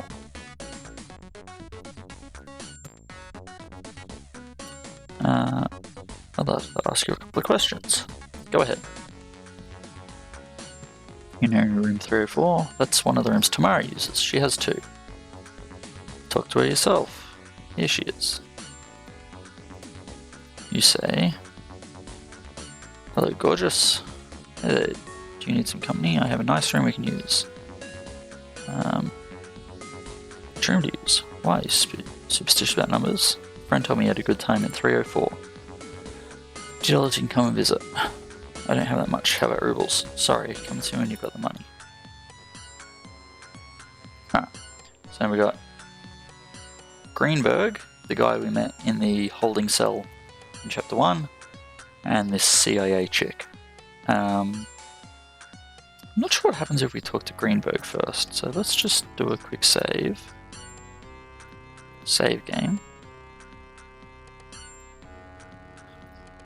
Captain Rukov, my name is Wallace. Could I have a few words with you in the lobby? Okay, so she jumps in first. Who are you? I believe you know my colleague Greenberg. You spent some time together in a very small room in Moscow, remember? Yes, I remember. I take it you're American. I'll make this as brief as I can. My name's Carla Wallace. I work for the CIA, just like Greenberg, the American you spent some time with in a very small room in Moscow. Yeah, where you said that. So it happens that we're working on the same case as you, and the same side. You're CIA? Why should I do that? Keep talking. Greenberg can't afford to be seen with you. He's willing to exchange information, anything that concerns the case you're on. We want to get the people behind those video nasties. We think there's a whole nasty can of worms involved. As a gesture of good faith, I'm ready to answer any questions you may have right now. Do you know of Svinkov? One of your people, right? We've never had contact with him. Our files say he's an efficient officer and pro-Gorbachev. Does the name Yakachev mean anything? Nothing. That's a code name used by an unofficial KGB group. We've learned little except they keep known KGB hardliners under surveillance. They believe there's a faction of top KGB and Soviet military who are waiting for an opportunity to oust Gorbachev and replace him with a hardline communist. We have no evidence of any such plot. Matsnev, let me think, the name's familiar. Sure, wasn't the KGB colonel who defected in 84? No, that wasn't his name. I can try and find out. Maybe about Slinkov and Blatsky no. Viktor Slinkov, if that's who you mean, is a hired killer. He got mixed up in some criminal affairs a few years back and was arrested by a local KGB officer called Chapkin. Right. Since then, Slinkov's rumoured to handle dirty work for Chapkin in exchange for money and freedom. You know, he was 304, but I know that Kuznetsov and his son-in-law run the prostitutes here. They report anything interesting they pick up from foreign visitors. What it is, American money, I can give you 100. No, 150. That's all I have. I've given proof of our good faith, Rukov. Greenberg will contact you tomorrow afternoon or evening. He expects to have important information which will be willing to share in exchange for whatever you've learned. Good night, Captain. Wallace enters the elevator, doors shut, the elevator stops at the 5th floor. So she doesn't want us to talk to Greenberg, so we're going to go talk to Greenberg. Meet again. Rukov, you've been talking to Wallace. What did you tell her? What's your relationship with her? Wallace is CIA, but we don't work together. She doesn't like perestroika. She belongs to a group of people who preferred things as they used to be. You want to talk or what? Perhaps we can share information. Maybe give me a sample of your information. What do you want to know? Who your controller is? Savinkov. I don't envy you, Rukov. Savinkov's a manipulator. Whenever he gets friendly and human, he tells you to take it easy. That's when he's sharpening a knife for your back. Humane? It's simple. The day he offers you one of his Cuban cigars, that's when you can trust him, not before. Oh, right. Tell me where you went this afternoon. So clearly, Savinkov gave Agebekov a Cuban cigar. So they're working together. Ladoga Park and then Hammer and Sickle Street. Tell me what you know about Protopopov? I've never heard of Protopopov. Okay, let's suppose I believe you. What do you want from me? Viktor Matsnev. I don't know any Matsnev. I'll try to find out about him. Yakachev. I don't know the name. I'll make inquiries. 304, not a thing. You'll have to be brief, Rukov. I have work to do. New birth? You've hit on a well-kept secret there, Rukov. I've heard New Birth mentioned a few times in connection with unofficial KGB pressure groups. Are they pro or anti-perestroika? I don't know. I don't know any members. Gebekov. Very clean record, showed the Afghan comrades the latest in high-tech torture techniques. Good party man, stays out of trouble and obeys orders. You know about Kuznetsov? A shady reputation, mafia connections. He liked the old days better. Have you found out how and when the videos will be exported? No, I haven't. That's what I'm hoping you'll find out. Obakov mean anything? He's new in town, comes from Odessa. He had some trouble with the militia down there about 3 months back. Disappeared and turned up here. Seems to be the link between Mekalaev and whoever takes care of the transport to the US. Who is Protopopov? I wish I knew. Snuff Videos trail took me from the States to Helsinki. While I was there, I picked up on the name Podoyov. Could be a code name for the operation, or it could be the brains behind it. One more question, Rukov, then I have to go. Alright. What groups are concerned? Is fair. I can tell you what I know. Apart from me and you, some KGB are involved, but at what level or to what purpose, I don't yet know. I don't know what Wallace is doing here either. She's not liaising with me, but she is CIA. As for Mykolaev, the guy whose warehouse you visited, he's an honest gangster who did some deals with Kuznetsov. I've told you enough for now, Rukov. Let's see what you come up with. Anything you can pick up on Protopopov would be useful to me. I suggest we meet at 12 noon tomorrow at Ladoga Park. Alright. So, I got currency. Give her a look at your spending power. Let's go. Alright. Actually, I just want to talk. See, I said the word talk and the recorder started. You carry your radio around with you. Hurriedly, you switch the recorder from voice to manual playback. You say once more that you wish only to talk. We can talk when you've paid me. Excuse me, that's business. Here's your money. Just want to talk. I asked you a question or two. Do you use another room in this hotel? Yes, sometimes. What's the number of the other room? Well, I shouldn't tell you, but if you have 50, I might hand over the money. 416. Do you know of Viktor Slinikov or Pyotr Belatsky? Don't know of them. They're here even. I'm a man. I don't own the room, you know, I just use it in the evenings. Who uses the room most of the time? No one, mostly my boss maybe from time to time. True. Who's your boss? Sorry, that's something I just can't tell you. Sure. M50. Can I look around the room? So what now? It's been nice talking, but we've run out of time. Come back soon. Alright, so 4th floor, which room? 416. I have an arrangement with the girls. $10 for the extra work. No problem. Take the 10. Alright. So, ashtray. Oh, and we have to look at the mirror. On close inspection, it's clearly a two-way mirror. You can make out a darkened room behind number 418. I don't think 418. Out of the question, Conrad. Even if I wanted to let you in, I couldn't. I don't have the key. Who has the key? Why are you asking me questions? What do I know? I'll just wait somewhere in the room I was in, if you want. We're closing midnight. Alright. With an ear-splittering crash, the ashtray breaks it. Sure. So, in the speedrun, we just have to come into this room and leave. But we can see a marriage photograph showing a young woman flanked on one side by a proud Captain Chapkin and the other by Comrade Kuznetsov. Latest in video technology. Comforting each other, sure.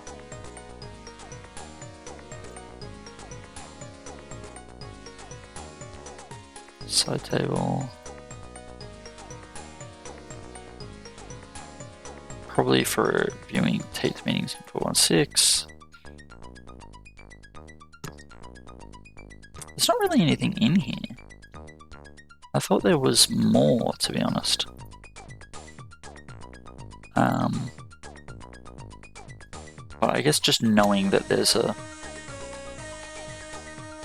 room is kind of enough. Don't know what you've been breaking and smashing, but you'd better leave this minute. I wouldn't care to be in your shoes, I can tell you.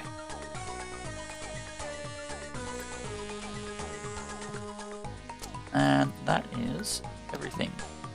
So we go back to our hotel.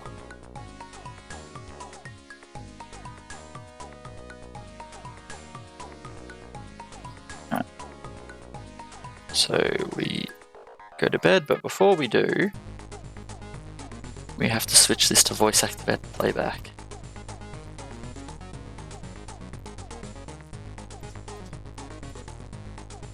You're woken up by a sharp kick in the side.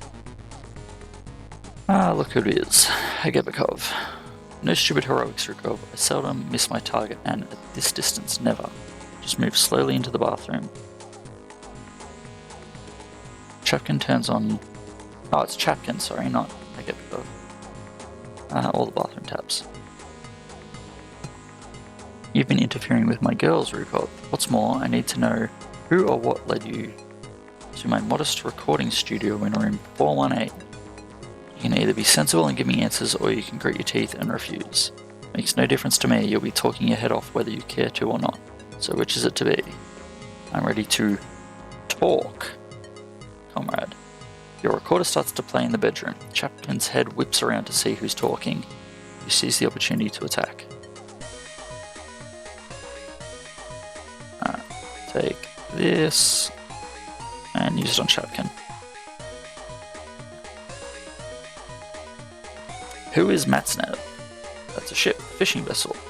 She leaves Quay at 19 at 2 o'clock this afternoon to pick up Mikulayev's crack. She picks the crack up at sea, then comes back. Tell me about Kuznetsov. He's my father-in-law. He serves the Soviet Union well. Agebekov, he is a loyal officer. If over-ambitious, Kuznetsov and he don't get on well. Drobnitsa, he lacks ambition and initiative. Kuznetsov won't recommend promotion. Tell me about drug in the syringe, an experimental truth drug. Improved sodium pentothal, very effective but lethal. What's your connection with the snuff videos? Savchenko told me Mikuleyev was working on a deal.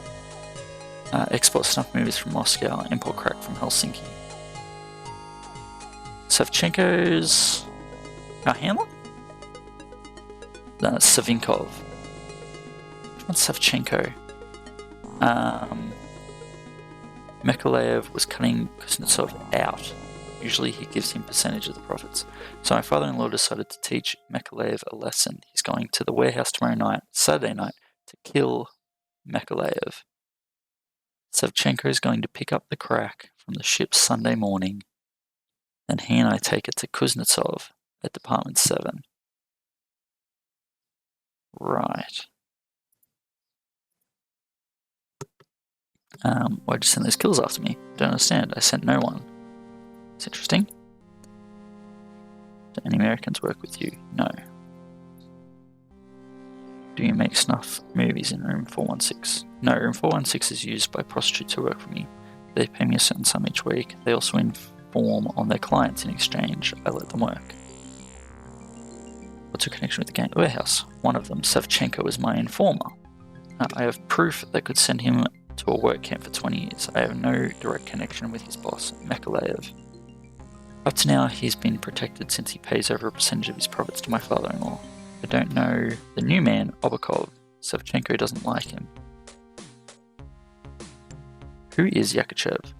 He represents the Moscow people, the ones who make the videos, a go-between, I think. He's an Afghan war veteran and dangerous. I know nothing more about him. He's supposed to come for a share of the crack on Sunday morning when the ship gets in, but the warehouse will be empty. Who's Mr. X? I don't know. I asked Savchenko, but he hasn't found out. Mr. X is Obakov's partner, which is Agebekov. They handle the arrival of the crack. Alright, so we've got Chapkin and Kuznetsov are pissed off that the crack deal is happening and they're not getting a cut, basically. So they're going to kill that guy. Mikuleyev's job is to take care of it once it arrives. Sunday morning, only he'll be dead by that time. So they're going to kill Mikuleyev and go and take the crack and exchange the snuff films because they want the money. But Agebekov is working with Savinkov. Is that clear yet that he's working with Savinkov? Agebekov anyway is working with this new guy in town to do it. Savinkov is your controller. My father-in-law says he represents a danger to him. We know you're attempting to destroy my father-in-law's career. We don't know why. Popov, no. Who are you working for? Department 7 Leningrad. I take orders from my father-in-law, Kuznetsov. I also help him with certain unofficial activities. There's no reason why only the criminals should go rich. Who knows you here? No one, just you. 418, I use it to monitor certain foreigners. First they're seduced by Tamara. Then she takes them to room 416. It used to be a honey trap. We would recruit the victims with the films. That doesn't work anymore, so we just record what they say. The information is sometimes useful. Have you heard of New Birth? No. And he passed out.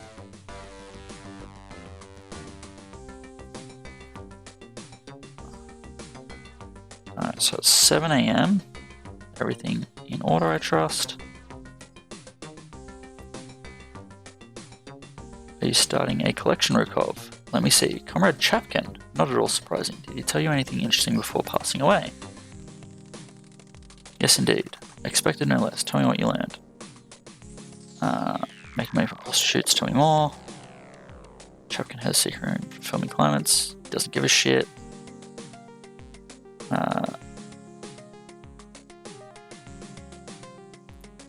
Smear the details. You want to know what you learn, not how. Sure. So it's his territory. Continue. Chapkin may have been making snuff movies. Tell me what. He doesn't give a shit about any of this. Admitted that Savchenko was his agent. So Kuznetsov and the gang boss used Savchenko and Chapkin as intermediaries. That's what I thought. Kuznetsov keeps his hands clean. Go on. Chapkin admitted Kuznetsov and Agabakov dislike each other. He doesn't care. Said that the warehouse gang are importing crack. What else? Chapkin said Kuznetsov takes criminal payoffs. We knew that. What else? Victor Masnov is the boat. The gang's crack is coming in on Sunday morning. I don't know whether I want to tell him that.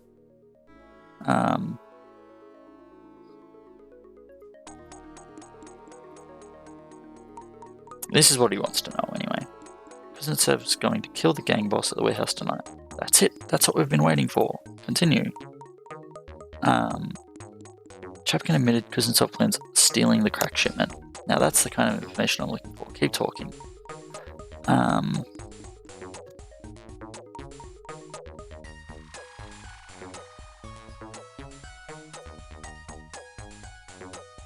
Chapkin said Yakachev's the link with the Moscow gang. What else did you discover? I think you just say I learned nothing more. That's all good. Really? Well, Kuznetsov may go ahead even without Chapkin. I brought you a camera to replace the broken one. It's precisely similar, except that it works. We need photographs of everything Kuznetsov does. Stay here this morning and relax. You deserve some rest. I'll come at 1:30 if I can make it. Then go to the warehouse in the afternoon. Tonight could be anything from lunchtime tomorrow, especially now that Chapkin's dead. Report to me here at 10 o'clock tomorrow morning. I think you'd better do something about that body. I'll leave the recorder with you, Rukov. A recording of Kuznetsov gloating over his crimes will prove invaluable. Stretch out for a few moments. 10 seconds later, you're fast asleep. Slept in a bit. Alright. Let's save. So Savinkov wants me to basically go and take photos of Kuznetsov killing Melikayev, or whatever his name is, at the warehouse. We're not going to do that. Instead, we have instructions to meet Cutthroat here.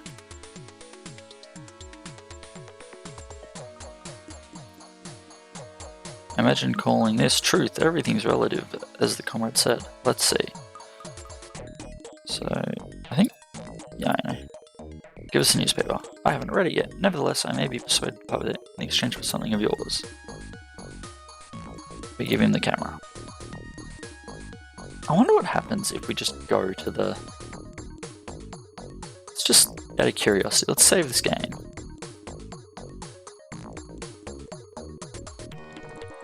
And let's go to the warehouse.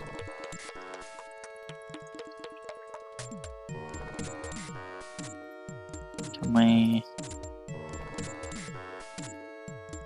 hide and just wait? Do we just get killed, or like what happens? Because I've never done this. I'm not sure if we follow our orders, what eventuates.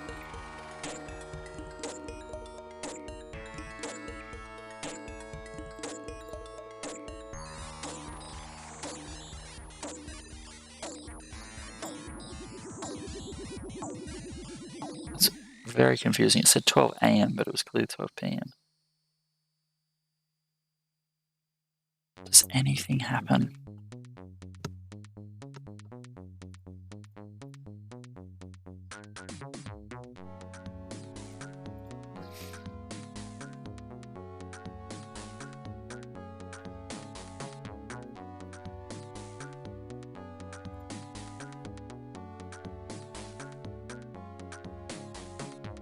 It's apparently meant to happen tonight.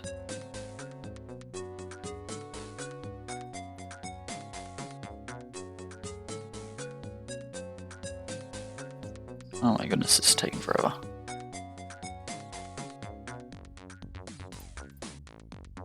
On the plus side, we haven't been killed by Cutthroat.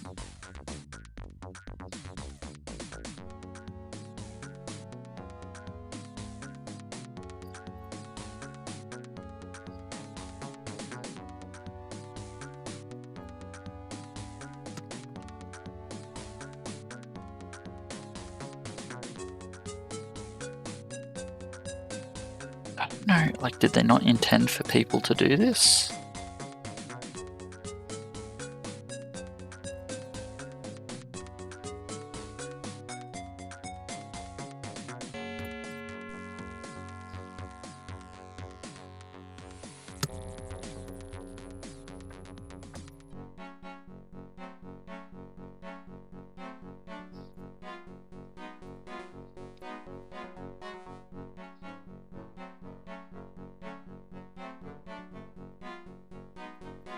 This may just be a massive waste of time.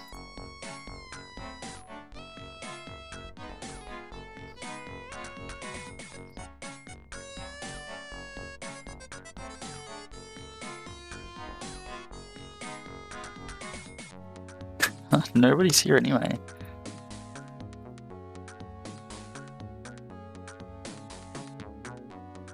What happens if I just go back to the hotel now? I get killed. You must just be able to wait there forever. Like, nothing happens. Yeah, okay. So. Now I can pretend to be a tourist. Here's your paper, Professor. Time for my stroll. Keep your chin up. Alright, look at that. As you leave through today's edition of Pravda, your eye is attracted to a lengthy article on the Baltic fishing quota upswing. Some letters have been underlined to form a short message which, when decoded, reads, "Be in the phone booth in front of your hotel at 11:15. I think we can. Can we go and use phone booth? No. I think we just stand here. I mean, I know this works, but I wasn't sure if we had to, like, we were meant to get in or something. Answer. Cutthroat speaks in his unconvincing Belarusian peasant accent. Who's that?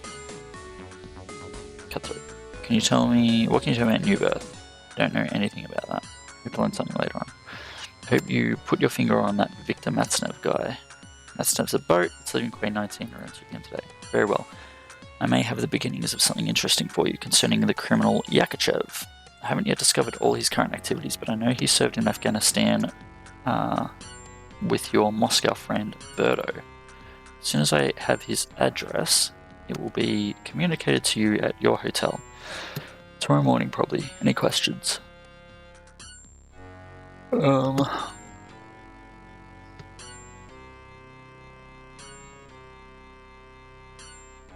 we really have any questions? I mean, we know that he did. I don't know, it's unlikely in my view. Okay, he doesn't think he will kill him. What do you know about Savinkov? I know nothing of him. We have no reason to doubt his loyalty to Colonel Galushkin. Sure. You know about Chapkan. I can tell you a little about Officer 127, except that the group I represent considers your superior's attitude concerning Kuznetsov misplaced. For our part, we suspect Agabakov of self-seekerism and are convinced that if any serious case of corruption in Leningrad Department 7 does exist, then Agabakov is most likely to be involved. We also suspect him of collusion with hostile foreigners. Sure, I'll contact you. head to Ladoga Park to meet our American friend, which was happening at 12, I think. You seem to have done well for a KGB goon, Rukov. What have you learned about Protopopov? Sorry, I don't know anything. Okay, I didn't really expect you to turn anything up. I've got just one thing for you, and I don't know what it's worth. There's a guy called Yakachev. You must have heard of him. It seems he's Pamyat. If there's one thing I like less than KGB, it's Pamyat. Those ultra-nationalist, neo-fascist Jew haters make me very angry, my friend. I have to go now. And you've got a boat to catch. I'll be here at 7 tomorrow morning. You see Greenberg melt into the Leningrad scenery. You lose sight of him very quickly.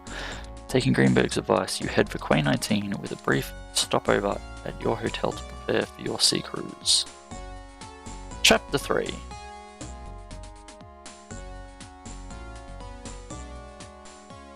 At the docks. Alright. This chapter's not too big, but it is very time sensitive. So if we dive into the sea and then climb up the back, that guy's coming towards us.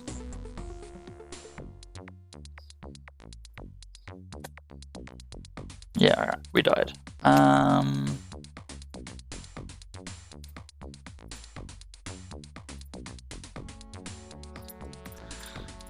I was sure we just...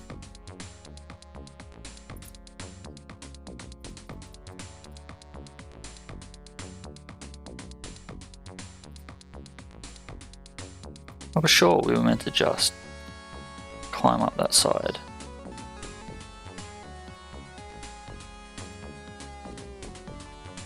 Go up. Hearing something, the man at the other end of the boat moves in your direction. Maybe I'm meant to just like straight up hide. He reaches the front of the boat and looks about grumbling. What's he mean I can't handle liquor? I could drink him under the table if my old comrades saw me drinking lemonade. What did they say? What would they say? He takes a perfunctory look around, sees nothing out of the ordinary, and wanders back to the other end of the boat, where he leans on the rail and gazes down at the water. Alright, so... we need the belt and the bottle. That's it. And we throw the bottle into the water. Seeing the bottle floating in the water, the man dives over the side. And we hide in here. Someone's coming in the steps into the engine room. Mechanic regretfully sets down his bottle and sets about getting the engine started. No head for drink? Me? A joke. Fancy a cat bringing poor old Capitan a bottle of rum all the way from Cuba where the girls lie naked on the beach all day. Heavy diesel engine rumbles to life. Capitan settles down for a meaningful discussion with his liquor. Tell me about them girls in the topless and bottomless bikinis waving at the piles and ships. You, Capitan, look at that one. Just as you for it. Someone's coming. The mechanic leaves his bottle in the corner and looks busy. Savinkov takes a brief look at the machine room and at the mechanic before returning to the deck. Alright, well... we know Savinkov's involved. Who does he think he is? Another damn tyrant? Someone's coming. The mechanic leaves his bottle in the corner and looks busy. We're setting off now, Capitan. Keep an eye on the engine and no slacking. This job's important. Alright, I'm here, aren't I? Just don't foul up. You're not drunk, are you? Of course not. What do you take me for? No liquor on board, Capitan. We'll be taking it slowly, so keep that engine running sweetly and you'll be okay. No slacking, he says. Don't foul up. Another damn Stalin. Grumbling contentedly, Capitan turns to some spiritual solace. With a gentle lurch, the Victor Matsnev gets underway. Capitan has half finished his bottle and seems quite content. Capitan has drunk 2/3 of his rum and still seems happy. That's good to know. Capitan, seeing how little rum remains in the bottle, tries to drink more sparingly. He appears a little depressed.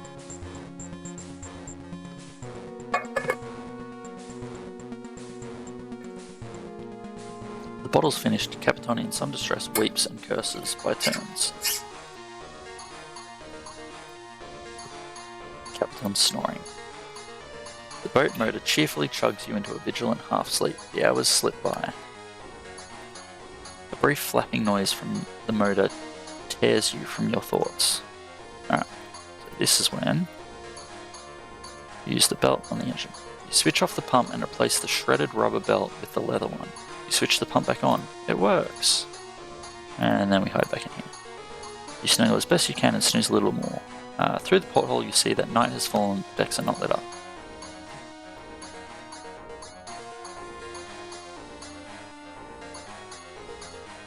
Capitan shifts and groans. He's coming around. He staggers to his feet, clutching his head. Ah, shit. Alright, let's see if we can get that quickly. I was meant to leave then. I'm pretty sure. Oh, maybe I wasn't.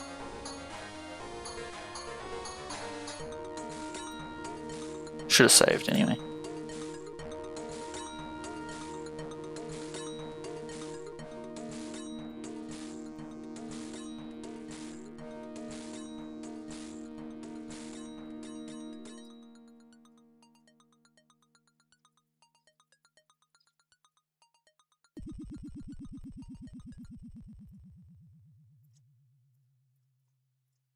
Alright, so take the belt. I'm just going to save here.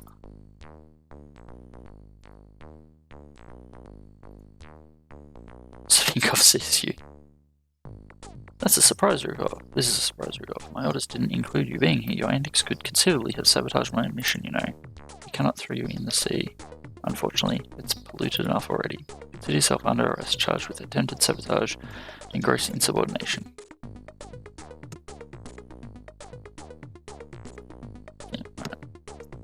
Load game. Do I then hide? Yeah, alright, now it's 9:30. And now I go up. I believe I go to this end and hide here.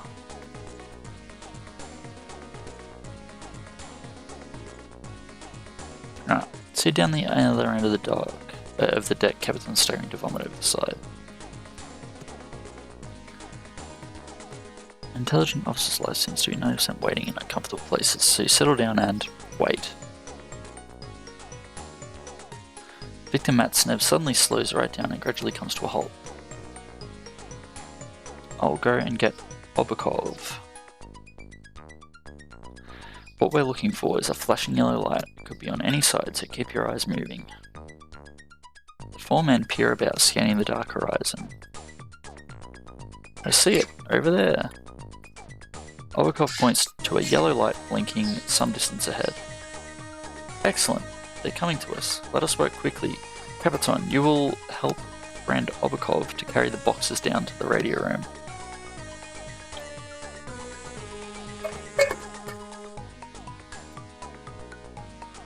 How many boxes is coming aboard? 3, I imagine. 2 small and 1 rather large and heavy. You'll be wanting to get underway. Quickly as possible, yes. Hurry, Obakov, don't forget to give them the videotapes. I have them right here. The yellow light comes closer. Alright, so this is the trade crack for snuff films. And that's CIA. Chick Wallace. Wallace boards the boat. A crate measuring about the size of a funeral casket is brought aboard along with 2 small suitcases. The rowboat, which transported Wallace, vanishes into the night, taking away Verto's videotapes. Obakov and Capitan carry the suitcases below and then return for the wooden crate. It appears quite heavy as they gently maneuver it down the steps.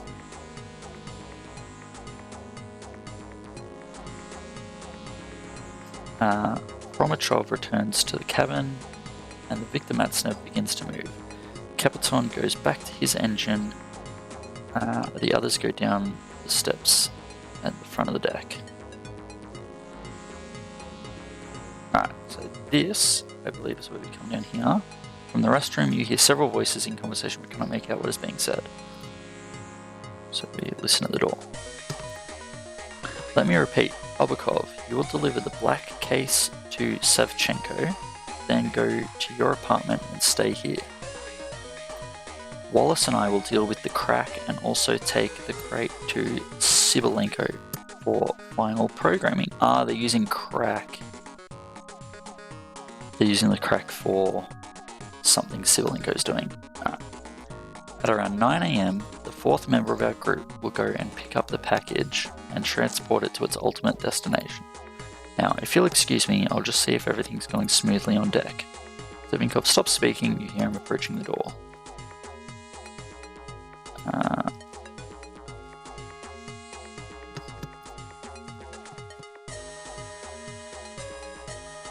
What? Same as last time, keep your eyes skinned for a flashing light. Oh, okay, that's right.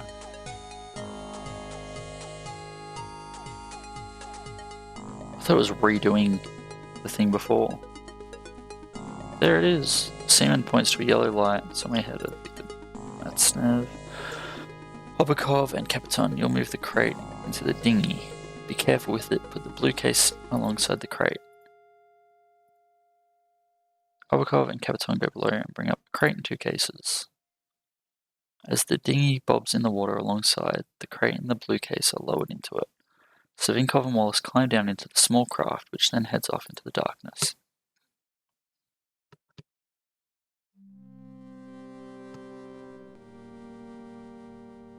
Alright, so now I think we go to this end and hide here. I'm not sure if it matters or not. Alright. It's dawn. In a few minutes it's going to be difficult to move around deck without being seen. It's daylight. Looks like it's going to be a beautiful day.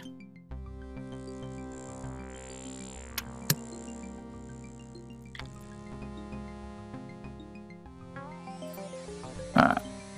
And we're back. Swim ashore and make your way to Queen 19 as Victor Matsnev arrives, then casts back off and heads back to sea. Chapter 4, the last chapter.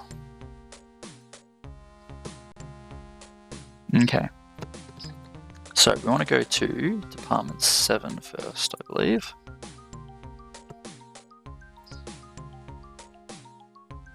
And wait here.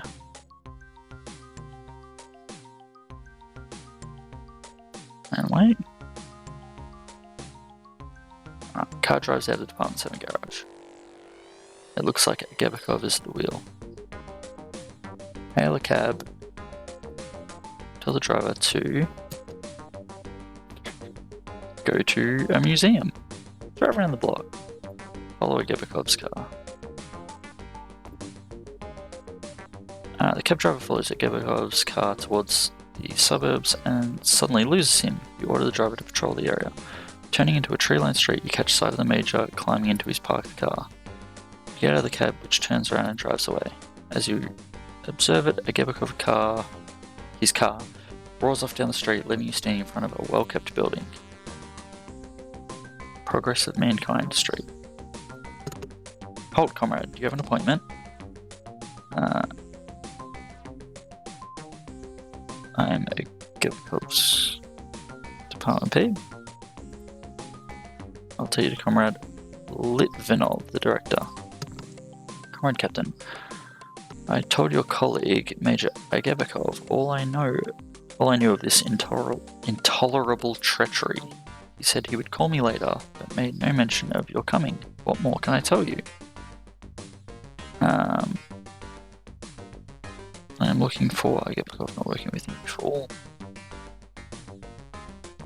Just tell me the facts from the beginning. There's little to tell. Topopov arrived on schedule.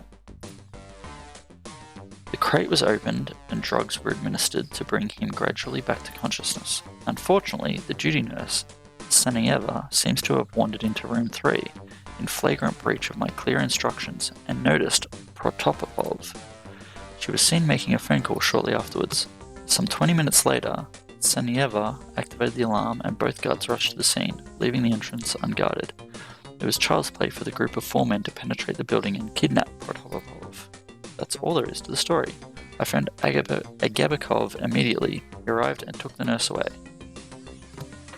Where did he take her? I have no idea, Comrade Captain. Surely you should know that. Who were these four men? Traitors, comrade. Armed hooligans hiding their faces behind masks. What was to be done to Protopopov? You don't know?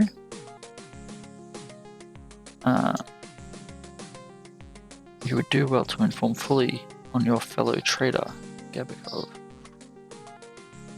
Oh, that alters the situation. I must insist that you leave, guards. Yeah.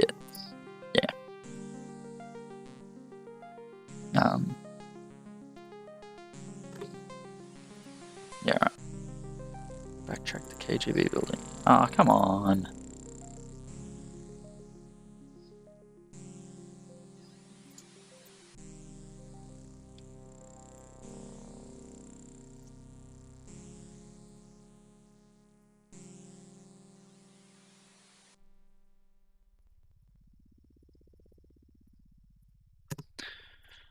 Blah, blah, blah.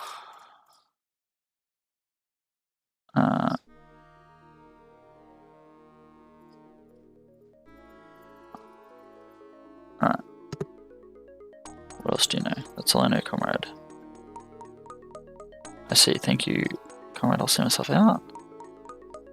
What was to be done? Really testing you, Litvinov. You stood up well. Yes, thank you, comrade captain.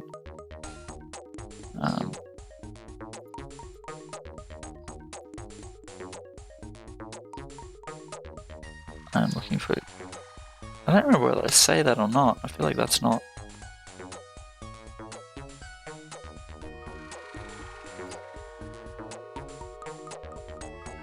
Comrade Commander has full access. Yeah, okay, that's what I wanted.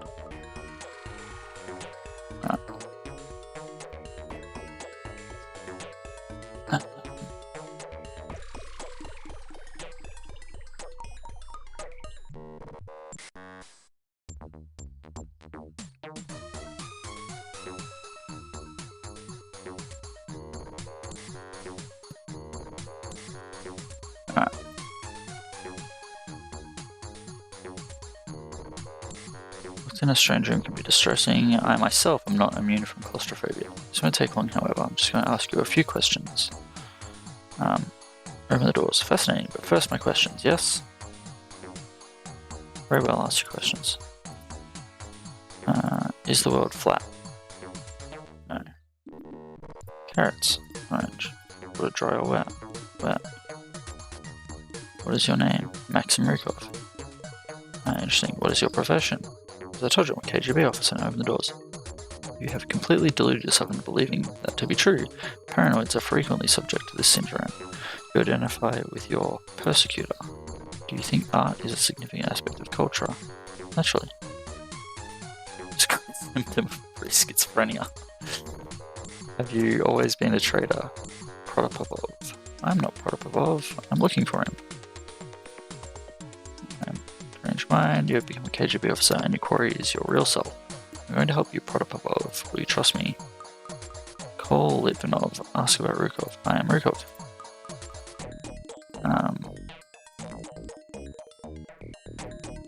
Captain Rukov, I have checked with Litvinov. Please come in. Comrade Captain, I am Professor Sibilenko. Do forgive that unfortunate incident in the green room. I was expecting a certain Protopopov to be placed in there. What can I be of help? How can I be of help? Let's save here, because I, again, can't completely remember.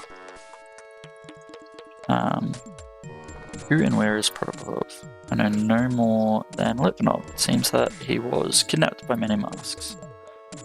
Tell me about your work. Let's classify information, Comrade Captain. Let's just say I work in the field of personality restructuring. Your colleague Major Agabakov knows everything. If he hasn't seen fit to inform you, then you mustn't expect me to. He is not my colleague, he's under investigation. You don't work with him? I didn't realize that. He opens the door and runs into the green room. Yeah, so we've locked him in there. He shouts through the loudspeaker on the table. Open the doors! You have no right to lock me up in here. I command you to unlock the doors. So we come in here. You close the door and stand in darkness. Max, my son, you have come. Listen and understand my words. Beyond illusion, there is falsehood. This is a bit of a strange part of the game, because you get information from your dead father. But sure, we'll go with it. Memory's Bible is the book of death. The martyr goes to his fate. The world is plunged in obscurity. The innocents alone die, bathed in heaven's light. A little overwhelmed by the vision of your dead father, you step back into the laboratory. And we wait. You must realize that you'll have to open the doors if you want to leave, Captain. You want answers to questions? Very well. Ask. This is going too far, Captain. We both have work to do. I understand the pleasure you feel at this moment, like a boy gloating over a trapped insect. But enough is enough. Let me out. Rukov, you are not well. Your mind is utterly deranged. Your place is in a padded cell. I can help. I have drugs. I can cut out the diseased portions of your warped brain. Let me help you. I'll tell you anything. Just let me out of here. I can't breathe. Alright, now we can talk to him. Explain your relations with Agabakov. He wanted me to check and reinforce the programming of the subject named Protopopov, who has already been provided with a specific replacement personality. I was to receive precise details today, but as you're aware, he has disappeared. I did not do the work on Protopopov and have never seen him.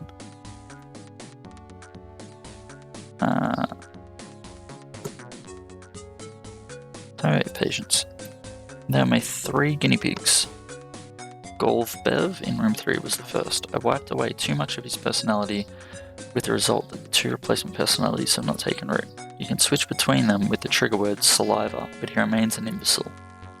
Rekatov in room 1 is an improvement. I've managed to give him 2 new identities. The trigger word to switch from one to the other is Pavlov. Unfortunately, both identities share the same kind of personality.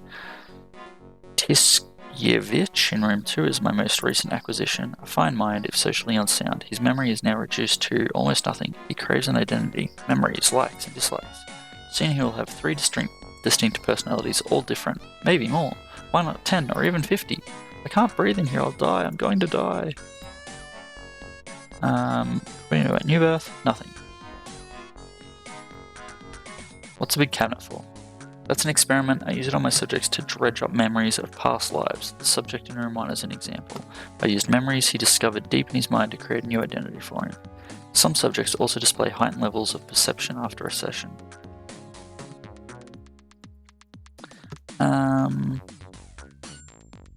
What were you going to do to Protopopov and why? My orders were to check the stability of his new personality.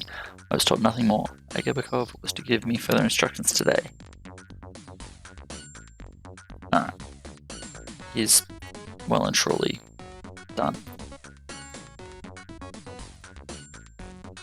He's having a fit of some kind. You search. There are no objects you can take. What have we got? Just my ID. So we can talk to this guy and say, saliva. Where are we taking him? To the motherland. Quickly now, careful. Damn, it's heavy. Just don't drop it. We need Sleeping Beauty here in good shape. After that verbal flurry in which he adopted 3 distinct voices, Golvbev lapses back into his vacant stare.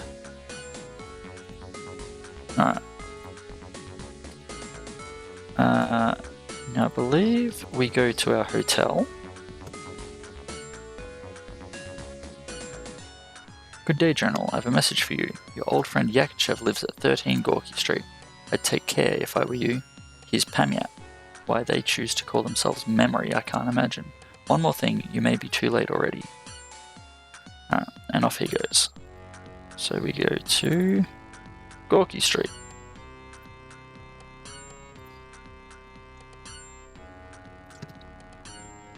Greenberg's holding his arm and looks to be in some pain. Well, if it ain't, Ace KGB Captain Maxim Rukov. Should have got here a few minutes ago. Might have saved me from getting my arm broken. What happened here? I broke in to check this hole out, then Yakachev here came in very sneakily and jumped me. I was lucky to be able to get my gun out and shoot the bastard. I'm not planning to hang around here much longer with this busted arm. I'm out of the action for a day or 2. My gun made a lot of noise, so that'll give the militia 10 minutes maximum to get there. If you have questions, make it fast. He is dead. Permanently. I would think so. Alright. I was counting on Yakachev for a lead. That's tough. Looks like you've been struck out. Looks like you've struck out.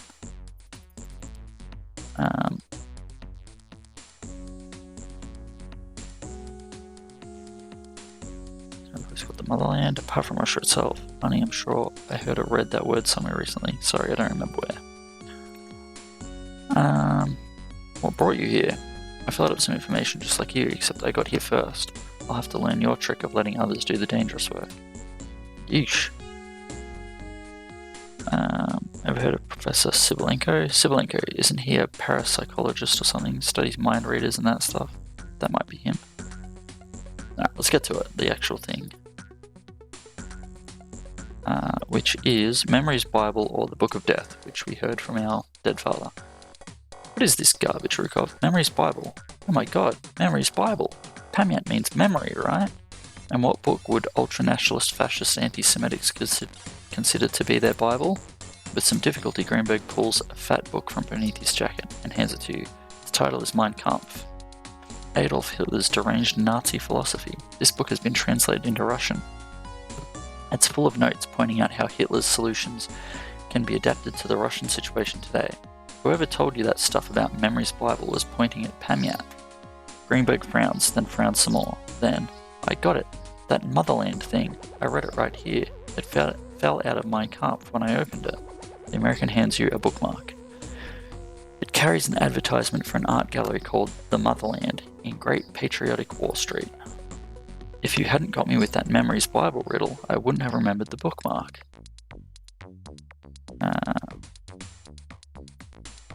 Should I have? Sounds like the kind of poetry I wrote when I was a moody kid. Martyr's Fate. Nothing about Protopopov. Rogov Institute.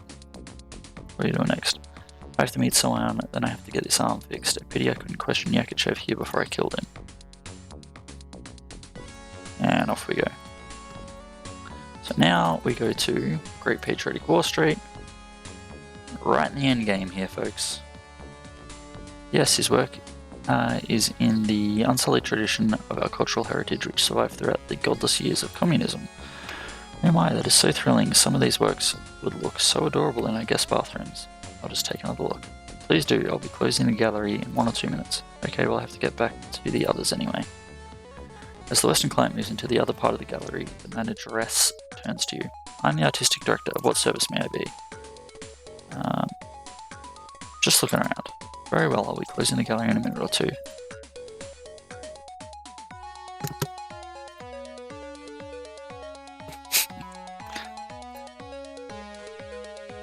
Please don't tamper with anything. This is an art gallery, you know. Please try to respect culture, even if you cannot understand it. I'm afraid I must ask you to leave now. Could I just ask you a question about this painting?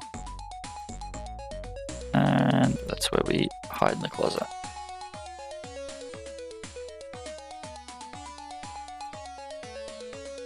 Now, I don't recall if I have to... my understanding is I have to turn it off, but perhaps not. So we take the letter opener, we take the sword out of the statue, and we put the letter opener in the statue. Okay. It must be because we haven't turned that off, I guess.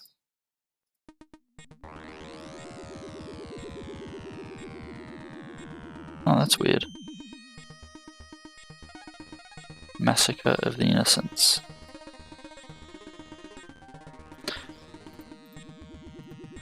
As the letter opener plunges into the martyr's body, you hear a click from nearby painting which slides noiselessly to one side. Dazed man. Who are you? Oh.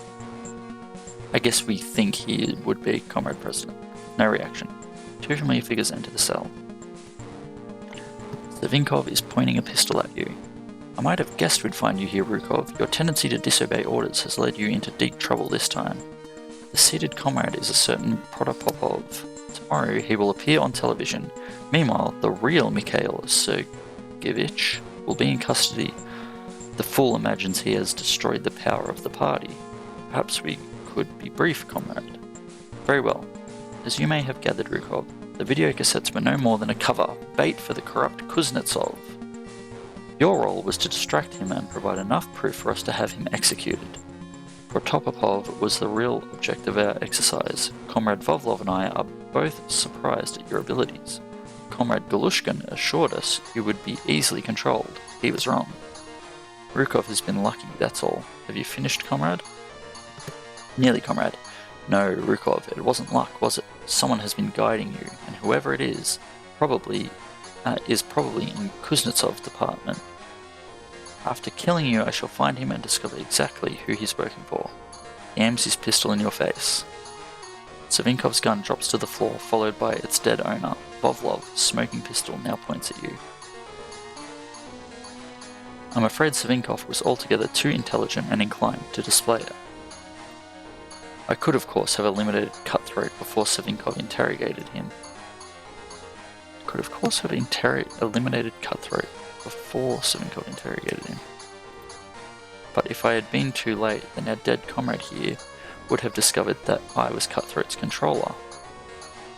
Listen carefully, Rukov. You've done well. Your activities managed to panic Savinkov into coming to me. I infiltrated Savinkov and Galushkin's organization some time ago, and I thought I'd succeeded in dissuading them from carrying out this new birth plan with Protopopov. Clearly their masters ordered them to go ahead without me.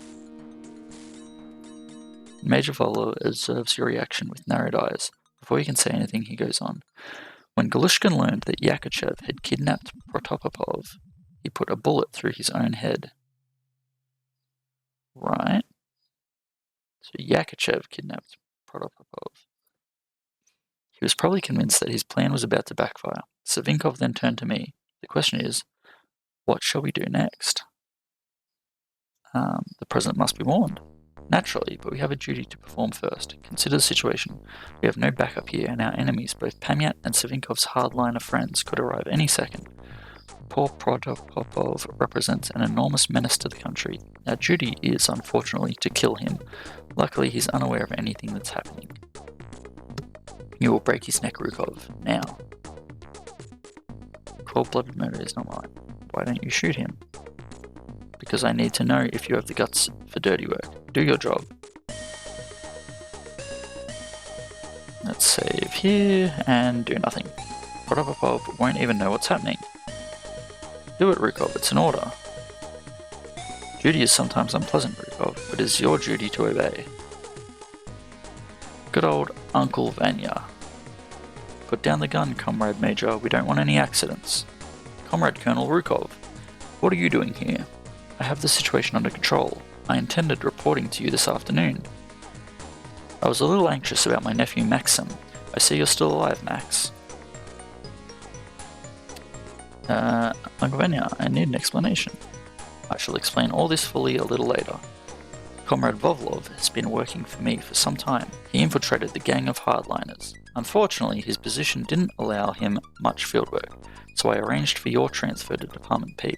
You have done well. Your father would be proud of you. You should not have exposed yourself, comrade. Now your identity will be known. My own position is compromised. I have a problem, Comrade Major. When you reported Galushkin's suicide to me, you forgot to mention he had blown his brains out. Not once, but twice. So I began to feel concerned for my nephew's life. So much the better.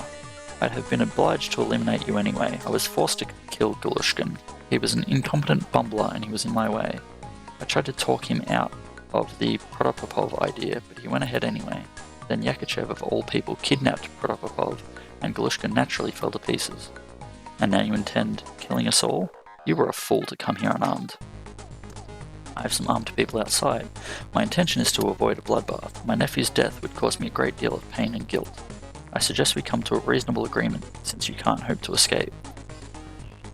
That is an old trick, comrade. We both know there are no armed men outside. There can be no agreement. You must all die, along with Protopopov. He has become useless and a liability to my friends. You must realize that I have left a full account of this entire affair in trustworthy hands. You will be caught. You're a fool, old man. The forces I represent cannot be stopped. We shall see whether you and your friends can wrest power from the forces of progress. I'm afraid you won't be alive to see anything, you cripple. Excuse me. Vovlov aims casually at Vanya's head. No! The bullet hits Yegor in the stomach. He continues to charge and crashes into Vovlov. They both fall heavily to the floor. A simple room with thick walls. You find a pistol.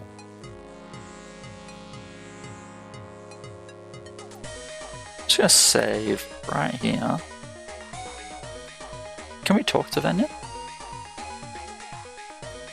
It's not letting us. Vovlov covers his gun.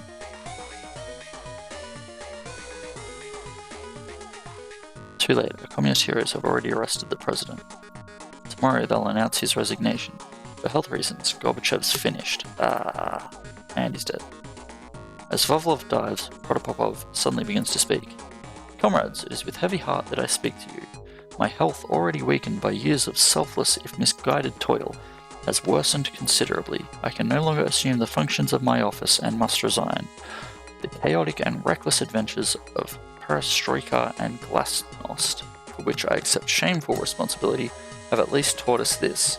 Only through communism can we hope to survive. The emergency committee of tried and trusted communist patriots who have generously accepted to replace me at the head of the Soviet Union expect full cooperation and understanding from all citizens. The time has come to root out unsocial elements and all enemies of the state. Death to imperialist warmongers. The end. So basically the whole plot was to brainwash and change a dude's face to look exactly like Gorbachev's, and then have the communist hardliners kidnap Gorbachev, put this guy on TV saying that we're going back to hard communism, and yeah, there's a lot of double crossing. So Vovlov was involved, but then at the last minute sort of turned back and planned to just kill everyone and claim that he saved the day.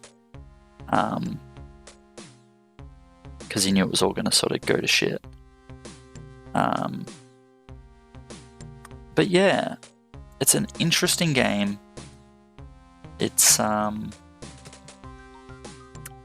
It's great fun. The speedrun is good. There's not a whole lot of speed tech involved, but there's a couple of bits here and there. But yeah, it's one of my favorite games. Still learning things about it because it is so involved. But yeah, great game. Oh, I am getting another phone call. 1 second.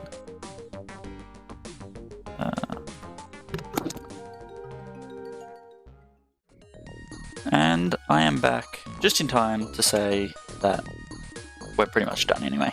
I mean, let's be honest. Let me have a look. Alright, I think I'm just going to end the stream there, but I'll chuck this up on YouTube, and yeah, I hope you've enjoyed it. Not many views at the moment, but if you're catching this on VOD, yeah, hope you enjoyed it, and hope you get around to giving the game a go. But yeah, thanks all, and I will catch you in the next one. Bye.